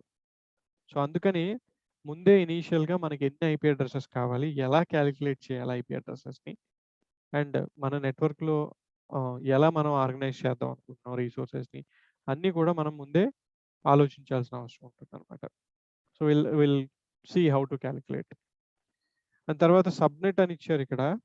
Vignette address space plus subnet. అంటే ఇక్కడ వాళ్ళు చెప్పిన కాలిక్యులేషన్ ప్రకారం 65,536 ఐపీ అడ్రెసెస్ వస్తున్నాయి ఈ నెట్వర్క్‌కి. ఆ ఐపీ అడ్రెసెస్‌లో కొన్ని ఐపీ అడ్రెసెస్‌ని నేను ఒక స్పెసిఫిక్ ఫంక్షనాలిటీ కోసం పక్కకు పెట్టుకుంటున్నాను. అంటే ఒక చిన్న నెట్వర్క్ లాగా ఫార్మ్ చేస్తున్నాను దాంట్లోపల. దాన్ని సబ్‌నెట్ అంటారనమాట. సో, సబ్‌నెట్ అనేది it's a better way of organising virtual machines or whatever it is. So, ఇందులో మనకి మనం మనం డీటెయిల్డ్‌గా తెలుసుకోవాల్సింది ఏంటి అంటే ఐపీ అడ్రెసెస్‌లో ఎన్ని రకాల ఐపీ అడ్రెసెస్ ఉంటాయి? అండ్ ప్రైవేట్ ఐపీస్ అంటారు, పబ్లిక్ ఐపీస్ అంటారు. అందులో మళ్ళీ క్లాసెస్ ఉంటాయి. Class A, class B, class C, class D. And how actually ఇక్కడ 65,000 ఐపీస్ అని చెప్తుందంటే ఆ కాలిక్యులేషన్ ఎలా జరిగింది? అది కూడా తెలుసుకోవాలి. ఆ కాలిక్యులేషన్ తెలిస్తేనే మనకి కరెక్ట్‌గా డిజైన్ చేసుకోవడానికి మన ఇన్‌ఫ్రాస్ట్రక్చర్‌ని. రేపు రియల్ టైమ్‌కెళ్ళిన తర్వాత మన మీద డిపెండ్ అవుతారు తప్ప మనకి హెల్ప్ చేసేవాళ్ళు తక్కువ మంది ఉంటారు. If we don't understand it clearly డీటెయిల్డ్‌గా అర్థం చేసుకోకపోతే ఈ డెసిషన్స్ రాంగ్ చేసామంటే గనక అది పెద్ద ఎస్కలేషన్ అవుతుంది. So, will talk about this in detail. And తర్వాత ah, let's create this first of all. వీనెట్‌ని క్రియేట్ చేసేద్దాం. And then what I will do is next options చూపెడతాను. సెక్యూరిటీ అంటున్నారు. అంటే మన నెట్వర్క్‌కి మైక్రోసాఫ్ట్ అజూర్ నేటివ్‌గా ఇస్తున్నటువంటి ఫీచర్స్ ఇవి. Bastion host, DDoS protection standard, Azure firewall. ఈ 3 కూడా అజూర్ మనకి నేటివ్‌గా ప్రొవైడ్ చేస్తున్నటువంటి supporting services to enable security. ఇప్పుడు డిప్లాయ్‌మెంట్ టైమ్‌లో ఉన్నాం కాబట్టి, డిప్లాయ్ చేస్తున్నాం కాబట్టి వీటిని కావాలంటే ఎనేబుల్ చేసుకోవచ్చు, లేదంటే డిసేబుల్ చేసుకోవచ్చు. It's up to us. లేదంటే తర్వాతైనా కాన్ఫిగర్ చేసుకోవచ్చు ఇవి. ప్రస్తుతానికైతే వీనెట్ మనం డిప్లాయ్ చేసేసుకోవచ్చు. తర్వాతైనా ఎప్పుడు కావాలంటే అప్పుడు ఎనేబుల్ చేసుకోవచ్చు, డిసేబుల్ చేసుకోవచ్చు వీటిని. ఇది అలా కాదు. ఇది వన్స్ మనం డిసైడ్ అయ్యి కాన్ఫిగర్ చేసేస్తే తర్వాత వర్చువల్ మెషిన్స్ ప్లేస్ చేస్తే ఇది మార్చుకోవడానికి కుదరదు. ఇది గ్రే అవుట్ అయిపోతుందనమాట. వర్చువల్ మెషిన్స్ ప్లేస్ చేయనంత వరకు we can update this. We can modify this. Virtual machines place చేసిన తర్వాత ఇది గ్రే అవుట్ అయిపోతుంది. మనం మార్చడానికి ఉండదు. సో ఇది మాత్రం డెఫినెట్లీ ముందు తీసుకోవాల్సినటువంటి నిర్ణయం. ఇది తర్వాతైనా తీసుకోవచ్చు, ప్రాబ్లం ఉండదు. అండ్ దెన్ ట్యాగ్స్, మనం ఇందాక పెట్టిన ట్యాగ్స్లో ఆ ట్యాగ్స్ కావాలంటే ఇక్కడ అప్లై చేయొచ్చు రీసోర్స్ క్రియేట్ చేసేటప్పుడే. Location, east, US and department marketing. And then review and create అన్నప్పుడు మనకి ఈ virtual network as simple as that Microsoft Azure. ఇప్పుడు ఏమవుతుంది, మనం ఈ రిక్వెస్ట్ని పోర్టల్ ద్వారా సబ్మిట్ చేస్తున్నాం. సబ్మిట్ చేస్తున్నప్పుడు ఎవరు రిసీవ్ చేసుకుంటున్నారు బ్యాక్ ఎండ్లో? మైక్రోసాఫ్ట్ డాట్ వర్చువల్ నెట్వర్క్ అనే రీసోర్స్ ప్రొవైడర్ రిసీవ్ చేసుకుంటుంది. అది ఆ రిక్వెస్ట్ని ఫుల్ఫిల్ చేసి మనకు ఒక నెట్వర్క్ని, వర్చువల్ నెట్వర్క్ని, ఇలాంటి ఒక నెట్వర్క్ని క్రియేట్ చేసి ఇస్తుంది అనమాట.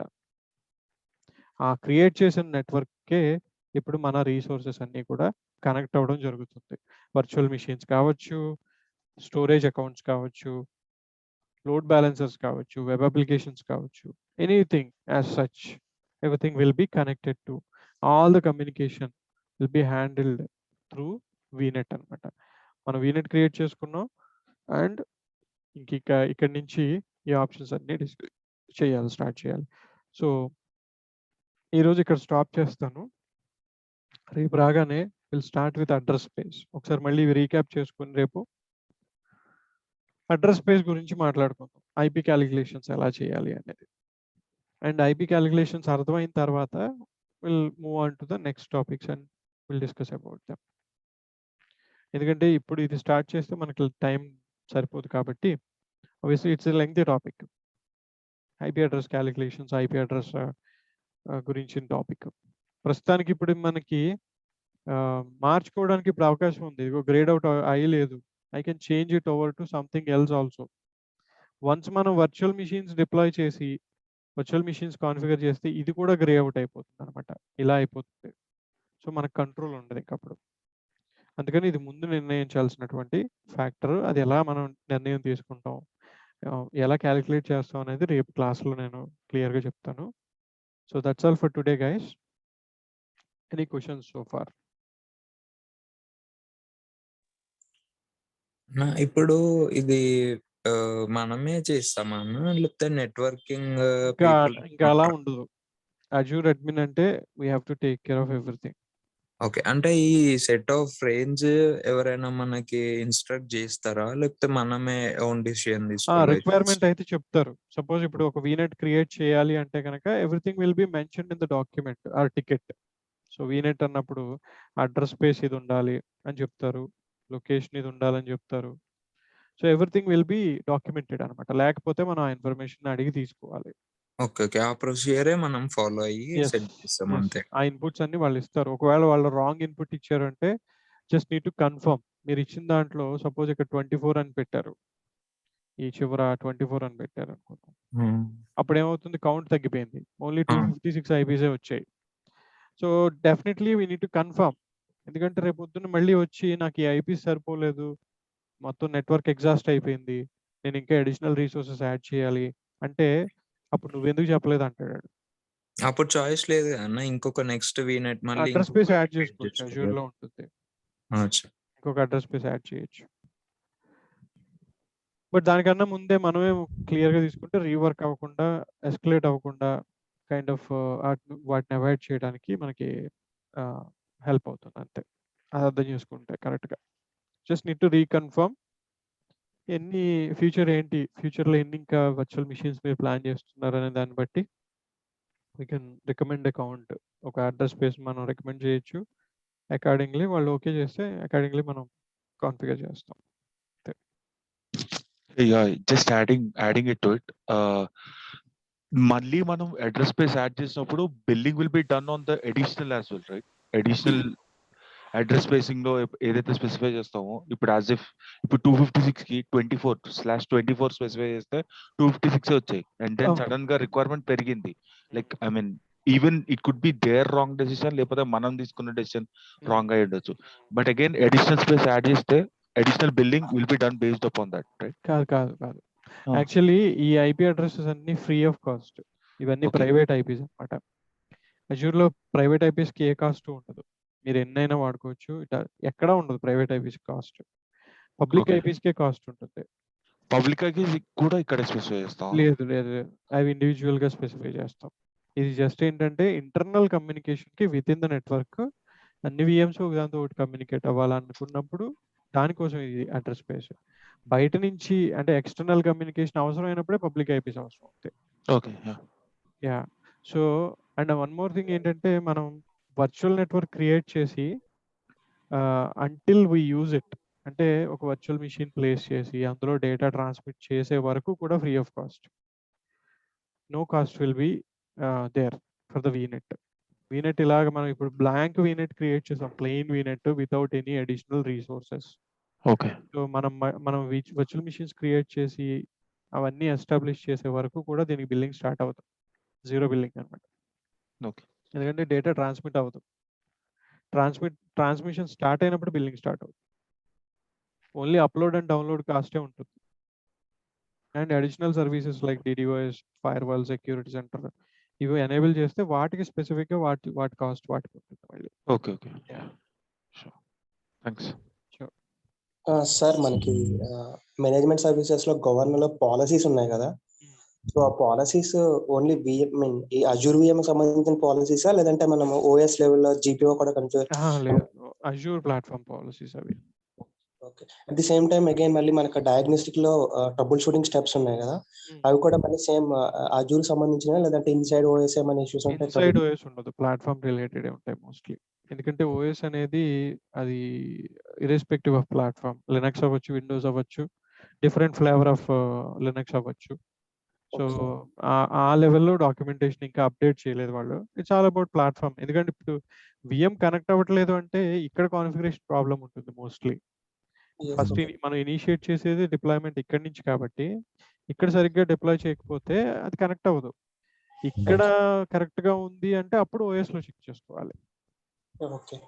సో ఫస్ట్ ఇది ప్రయారిటీ కాబట్టి ఫోకస్ ఇక్కడ కాబట్టి డయాగ్నోస్ అండ్ సాల్వ్ ప్రాబ్లమ్స్ లో మనకి ఇన్ఫర్మేషన్ ఇక్కడదే చూపిస్తారు అనమాట. Okay. Yeah, and that's a very handy tool, చాలా హ్యాండీ టూల్ అది diagnose solve problems. Charan, access control ఉంది కదా, Yeah. సో ఇది ఇండివిజువల్ రిసోర్సెస్ కి మనం రెస్పెక్టివ్ యాక్సెస్ ఎగ్జాక్ట్లీ అసైన్ చేయొచ్చు. Yeah. సో అజ్యూర్ ఐడిలో కూడా మనం సేమ్ థింగ్ చేయొచ్చు కదా? చేయొచ్చు. యాక్చువల్లీ ఇది రిలేటెడ్ టు అజూర్ ఐడినే in fact. Okay, depends on Azure ID. So దీనిలో ఏమన్నా మనం యూజర్ గ్రూప్స్ లాంటివి క్రియేట్ చేసుకొని ఒక గ్రూప్ కి? అబ్సల్యూట్లీ చేయొచ్చు. ఓకే, సో అజూర్ ఐడిలో ఉంటుంది గ్రూప్స్ క్రియేషన్. ఆ Okay. గ్రూప్ కి మనం ఇక్కడ ఇస్తాం యాక్సెస్. సో ఫర్ ఎగ్జాంపుల్ ఒక యూజర్ కి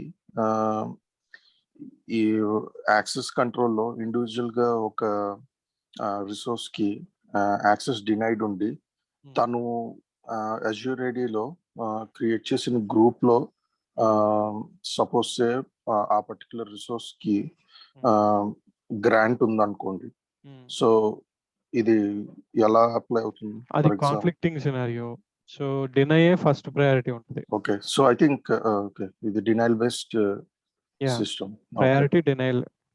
ఓకే, అదే నా డౌట్. ఓకే, డినైల్ లేనప్పుడు అలో డెఫినెట్లీ, డినైల్ ఉంటే డినైల్ ప్రయారిటీ ఉంటుంది. ఓకే, సో ఇండివిజువల్ గా మనం డిఫరెంట్ గా అసైన్ చేసుకోవచ్చు. Yes, okay okay, thanks sir. Grant access to this resource అన్నాడు. ఇక్కడ జస్ట్ మనం రోల్ అసైన్మెంట్ అని చెప్పి ఎవరికైతే ఇవ్వాలనుకుంటున్నామో ఏ మెంబర్కి అయితే ఇవ్వాలనుకుంటున్నామో యూజర్ ఆ గ్రూప్ కానీ ఆ యూజర్ కానీ సెలెక్ట్ చేసి అతనికి ఆ రెస్పెక్టివ్ రోల్. ఓనర్ అయితే ఫుల్ యాక్సెస్ ఉంటుంది, కాంట్రిబ్యూటర్ అంటే లిమిటెడ్ యాక్సెస్ ఉంటుంది, రీడర్ అంటే read only access, whatever it is మనం అనుకున్న యాక్సెస్ ని మనం ఇవ్వచ్చు అనమాట. So that's how it. Okay, cool, thank you. Yes Mohan. Mohan, go ahead. Can't hear you actually if you're speaking.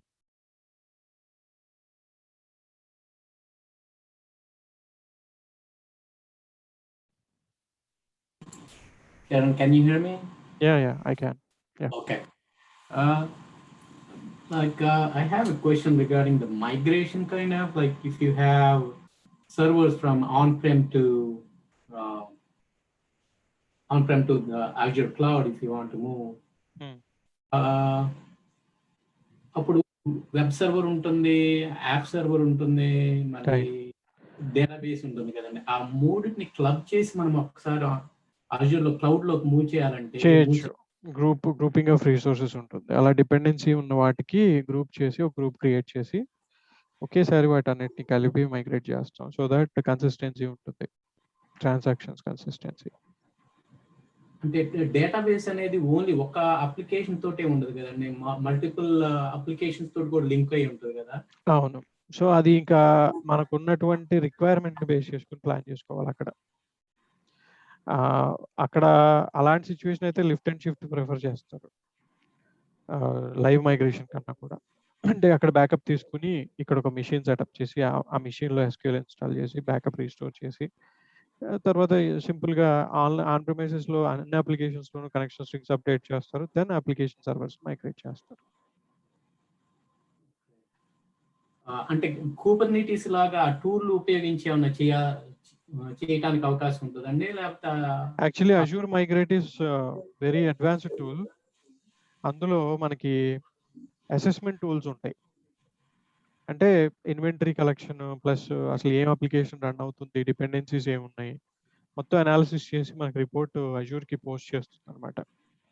So దాన్ని base చేసుకుని మనం డెసిషన్స్ తీసుకుని we can plan how to do it అనేది.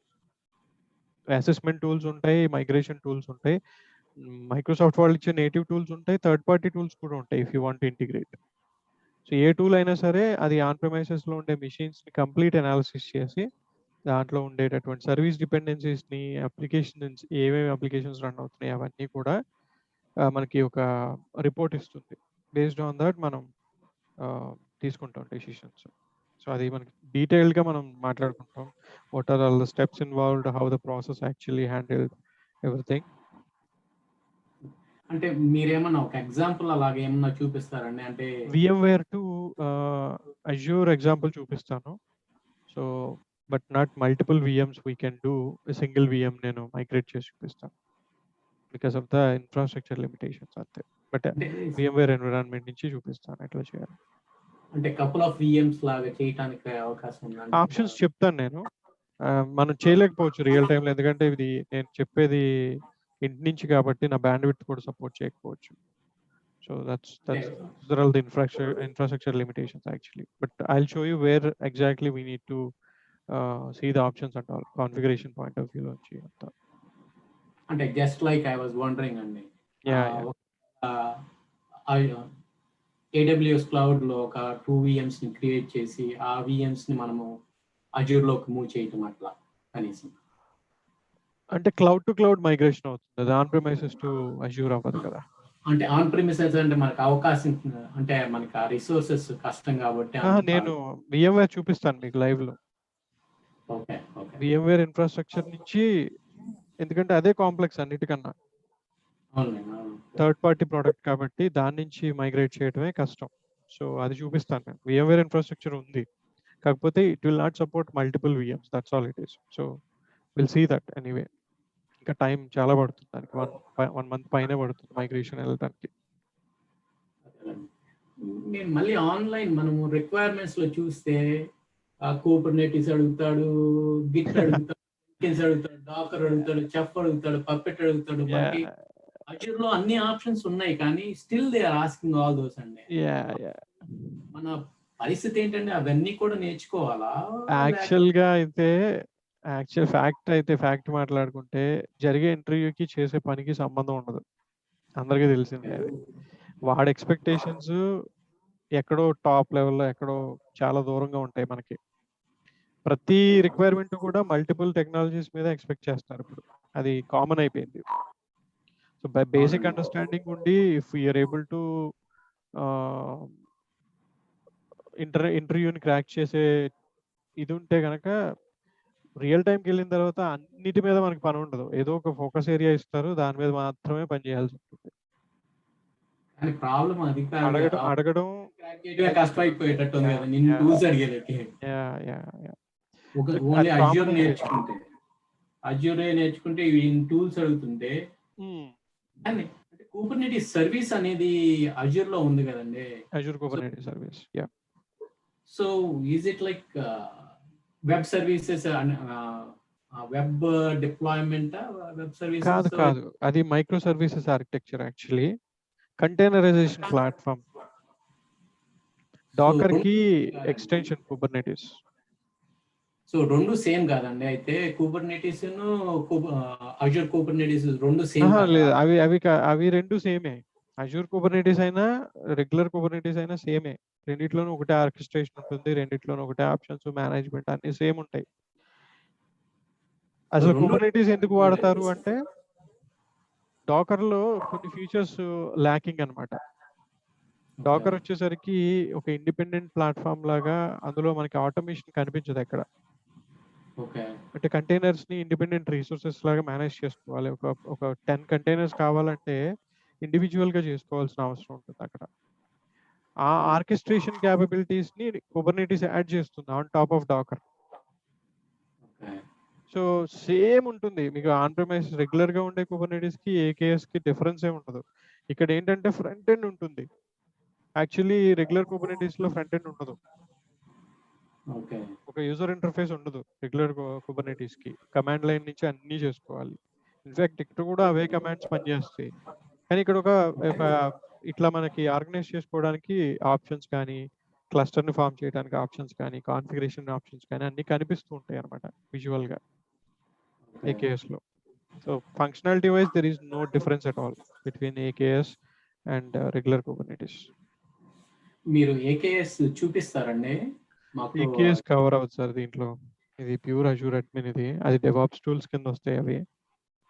అంటే ప్యూర్ డెవాప్స్ అంటే వేరే area అన్నమాట అది కంప్లీట్లీ. AKS కవర్ అవుతుంది ఇందులో. అంటే ఇది కూడా డిప్లాయ్మెంటే కదండి జరుగుతుంది కైండ్ ఆఫ్. అంటే మీరు డెవాప్స్ చెప్పేటప్పుడు డిప్లాయ్మెంట్ టూలే కదా? డిప్లాయ్మెంట్ టూల్ కదా, అది కూడా ఇన్ఫ్రాస్ట్రక్చర్ కాంపోనెంట్ కుబర్నెటిస్ అనేది యాక్చువల్ గా. కాకపోతే అది ప్యూర్ డెవాప్స్ ప్లాట్ఫామ్. అంటే ఇప్పుడు మనం మాట్లాడుకునేది ఓన్లీ అజూర్ డెవాప్స్ గురించి. సో అజూర్ డెవాప్స్ లో ఉండే tools Azure boards, repos, Git and pipelines, artifacts, దాని గురించి కవర్ అవుతుంది completely with multiple examples. But if you're looking for pure DevOps tool set మళ్ళీ డిఫరెంట్ గా ఉంటుంది. అందులో డాకర్స్ కవర్ అవుతాయి, కుబర్నెటిస్ కవర్ అవుతాయి, టెర్రఫార్మ్ కవర్ అవుతుంది, షెఫ్, యాన్సిబుల్, పపెట్ లాంటివి, అండ్ జెన్కిన్స్. ఈ కైండ్ ఆఫ్ టూల్ సెట్ తోటి ఒక కంటెంట్ ఉంటుంది. సో అది సెపరేట్ అనమాట ఆ కాంటెక్స్ట్. మనం ఇక్కడ అడ్మిన్ గురించి ఫోకస్ చేస్తున్నాం కాబట్టి ఆ ఏరియా వరకు ఇందులో కవర్ అవుతుంది. మీది ఈ అజ్యూర్ అయిపోయిన తర్వాత ఏమన్నా అవి అన్ని కూడా చెప్తారండి? అది మేబీ సపరేట్ గా క్లాస్ కి ఏమన్నా? యాక్చువల్లీ లాస్ట్ ఒక 2 months బ్యాక్ ఆ కంటెక్స్ట్ తో కూడా చెప్పాను. బట్ అది ఇంకా ఆపేసాను. అంటే నాకు టైం సరిపోక ఒకటి, ప్లస్ దానికి చాలా హోంవర్క్ అవసరం, చాలా అంటే చాలా ఎక్కువ. సో నాకు అంత టైం సరిపోక I just dropped it. But videos అయితే ఉన్నాయి. If you want them you can take them. If you could share, that would be nice. We'll talk about it later. ఏమన్నా మీరు ఇప్పుడు మేము క్లాస్ చెప్తున్నారు కదా, ఈ స్లైడ్స్ అని మాకు కొంచెం షేర్ చేయగలుగుతారా? స్లైడ్స్ ఇవ్వలేను సార్. స్లైడ్స్ నేను కంట్రోల్ చేయలేను యాక్చువల్లీ. స్లైడ్స్ బయటికి వెళ్తే వీడియోస్ అయితే ఇస్తాను, రికార్డింగ్ చేయవచ్చు కావచ్చు. Slides I can't share. Okay, at least we will make documentation. Sure. And every weekend ఒక ఎగ్జామ్ ఉంటుంది 20-25 క్వశ్చన్స్ తోటి, ఆన్లైన్ టెస్ట్. అండ్ ఆ వీక్ లో ఉన్న టాపిక్స్ నుంచి. So that will be also like మీరు ఒక PDF కింద ప్రింట్ చేసుకుంటే దాన్ని, అది కూడా ఒక రిఫరెన్స్ లాగా పనిచేస్తుంది. And that's all for today. రేపు మళ్ళీ ఇంకొక ఇన్విటేషన్ పంపిస్తాను. రేపటితో డెమోస్ అయిపోతాయి, డెమో క్లాసెస్. మండే నుంచి కంటిన్యూ అయ్యే వాళ్ళు అందరూ కంటిన్యూ అవ్వచ్చు. చెప్పండి ఎవరో somebody is asking. Sir Vinod sir. Vinod sir, చెప్పండి. సార్ మనకి ఎన్ని రకాల సబ్స్క్రిప్షన్స్ ఉంటాయి సార్? ఫర్ ఎగ్జాంపుల్ సబ్స్క్రిప్షన్స్ అంటే pay as you go is the top ఎక్కువగా వాడేటటువంటి సబ్స్క్రిప్షన్. అవి కాకుండా ఫ్రీ ట్రయల్ మనం సైన్ అప్ చేసుకోవచ్చు. తర్వాత స్టూడెంట్ సబ్స్క్రిప్షన్స్ ఉంటాయి కొన్ని. డిఫరెంట్ కైండ్స్ ఆఫ్ ఆఫరింగ్స్ అనమాట. ఎంటర్ప్రైజ్ అగ్రిమెంట్స్ ఉంటాయి మైక్రోసాఫ్ట్ నుంచి. డిఫరెంట్ కైండ్స్ ఆఫ్ ఆఫరింగ్స్ ఉంటాయి. అవన్నీ కూడా బట్ కార్పొరేట్ వైజ్ అయితే కనుక majority of them pay as you go వాడతారు. అంటే మనం ఎంత వాడుకుంటే అంత అన్నట్టు బిల్లింగ్ ఉంటుంది ఇందులో. ఏ లిమిటేషన్స్ లేకుండా. రెస్ట్ ఆఫ్ ద థింగ్స్ అన్నీ ఏదో ఒక విధంగా లిమిటేషన్స్ ఉంటాయి. స్టూడెంట్స్ అయితే స్టూడెంట్ లిమిటేషన్స్ ఉంటాయి. వాళ్ళకి అన్ని సర్వీసెస్ ఇవ్వరు. తర్వాత ఎంటర్ప్రైజ్ అగ్రిమెంట్‌లో కూడా కొన్ని లిమిటేషన్స్ ఉంటాయి. బట్ అన్నిటికన్నా అన్ని సర్వీసెస్‌లోనూ అన్నిటిలోనూ మనం ఎక్స్‌ప్లోర్ చేయాలంటే pay as you go is the best one. అలాగే ఫ్రీ ట్రయల్ కూడా ఉన్న టైమ్ లిమిట్‌లో అన్ని సర్వీసెస్‌ని ఇస్తారన్నమాట. So these are the kinds of offers. Pay as you go, students and free trial ఇంకా చాలా ఉంటాయి. ఇవన్నీ కూడా డిఫరెంట్ కైండ్స్ ఆఫ్ సబ్స్క్రిప్షన్స్. మనకున్న ఎలిజిబిలిటీని బట్టి వన్ ఆఫ్ ద సబ్స్క్రిప్షన్‌ని మనం సైన్ అప్ అవ్వచ్చు యాక్చువల్లీ. అంటే రియల్ టైమ్‌లో పే యాజ్ యూ గో ఉంటుంది majority. Okay. Thank you.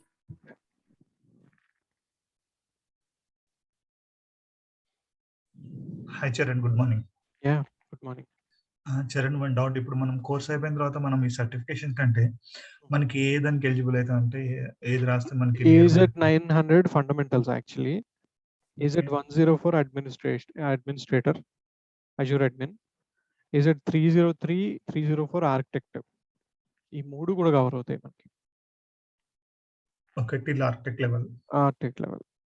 Fundamentals actually skip చేయొచ్చు. Not necessary to be there.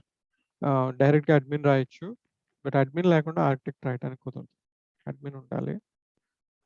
So అంటే కుదరదంటే they will accept it. But it's a good idea to have admin and architect in hand. Okay, ఇప్పుడు మనం చేసే course అది cover అవుతుంది కదా? Cover అవుతుంది. 100% కవర్ అవుతుంది. More than that actually. Okay. Architect వచ్చి 2 సర్టిఫికేషన్స్ అవి 303 అండ్ 304 రెండు చేస్తేనే ఆర్కిటెక్ట్ వస్తుంది అనమాట. మోహన్. ఏమండి ఇప్పుడు మనం రెజ్యూమ్ తయారు చేసేటప్పుడు డెవాప్స్ యాజ్ వెల్ యాజ్ ఇవన్నీ కూడా ఇప్పుడు మీరు చెప్పేది కూడా అడ్మిన్, ఆర్కిటెక్ట్ ఇవన్నీ కూడా కలిపి పెట్టాలండి రెజ్యూమ్. లేకపోతే ఓన్లీ ఇన్ఫ్రాస్ట్రక్చర్ సైడ్ అడ్మిన్ పెడితే మనకి జాబ్ రిక్వైర్మెంట్స్ వస్తాయి. అలా అన్ని మిక్స్ చేసి వస్తాయి. Actually first to start with అన్ని పెట్టకుండా ఉండడమే మంచిది. Initially when you upload your resume just plain admin topics తోటి, అడ్మిన్ ఎక్స్పీరియన్స్ తోటి అప్లోడ్ చేస్తే అసలు మార్కెట్ రిక్వైర్మెంట్ అర్థమవుతుంది మనకి. And then if you not receiving calls then update it accordingly.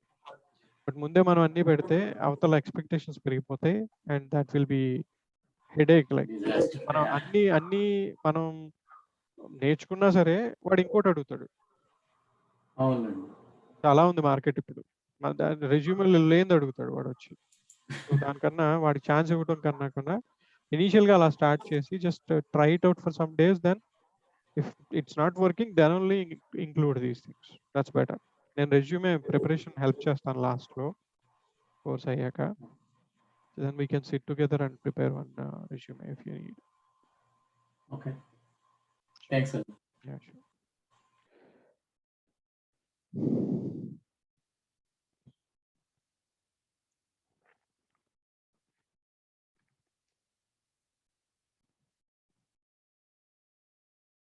Any more questions?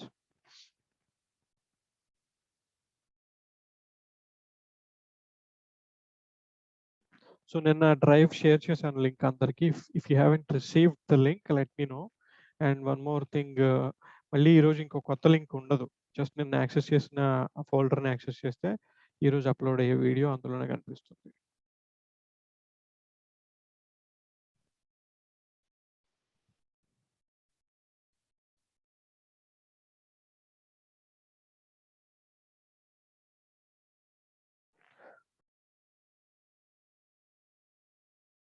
All right then. So if there are no questions, let's wrap up and meet again tomorrow at the same time. If you have any questions later, you can ping me on WhatsApp. Thank you so much, guys. Have a nice day. Thank you, John.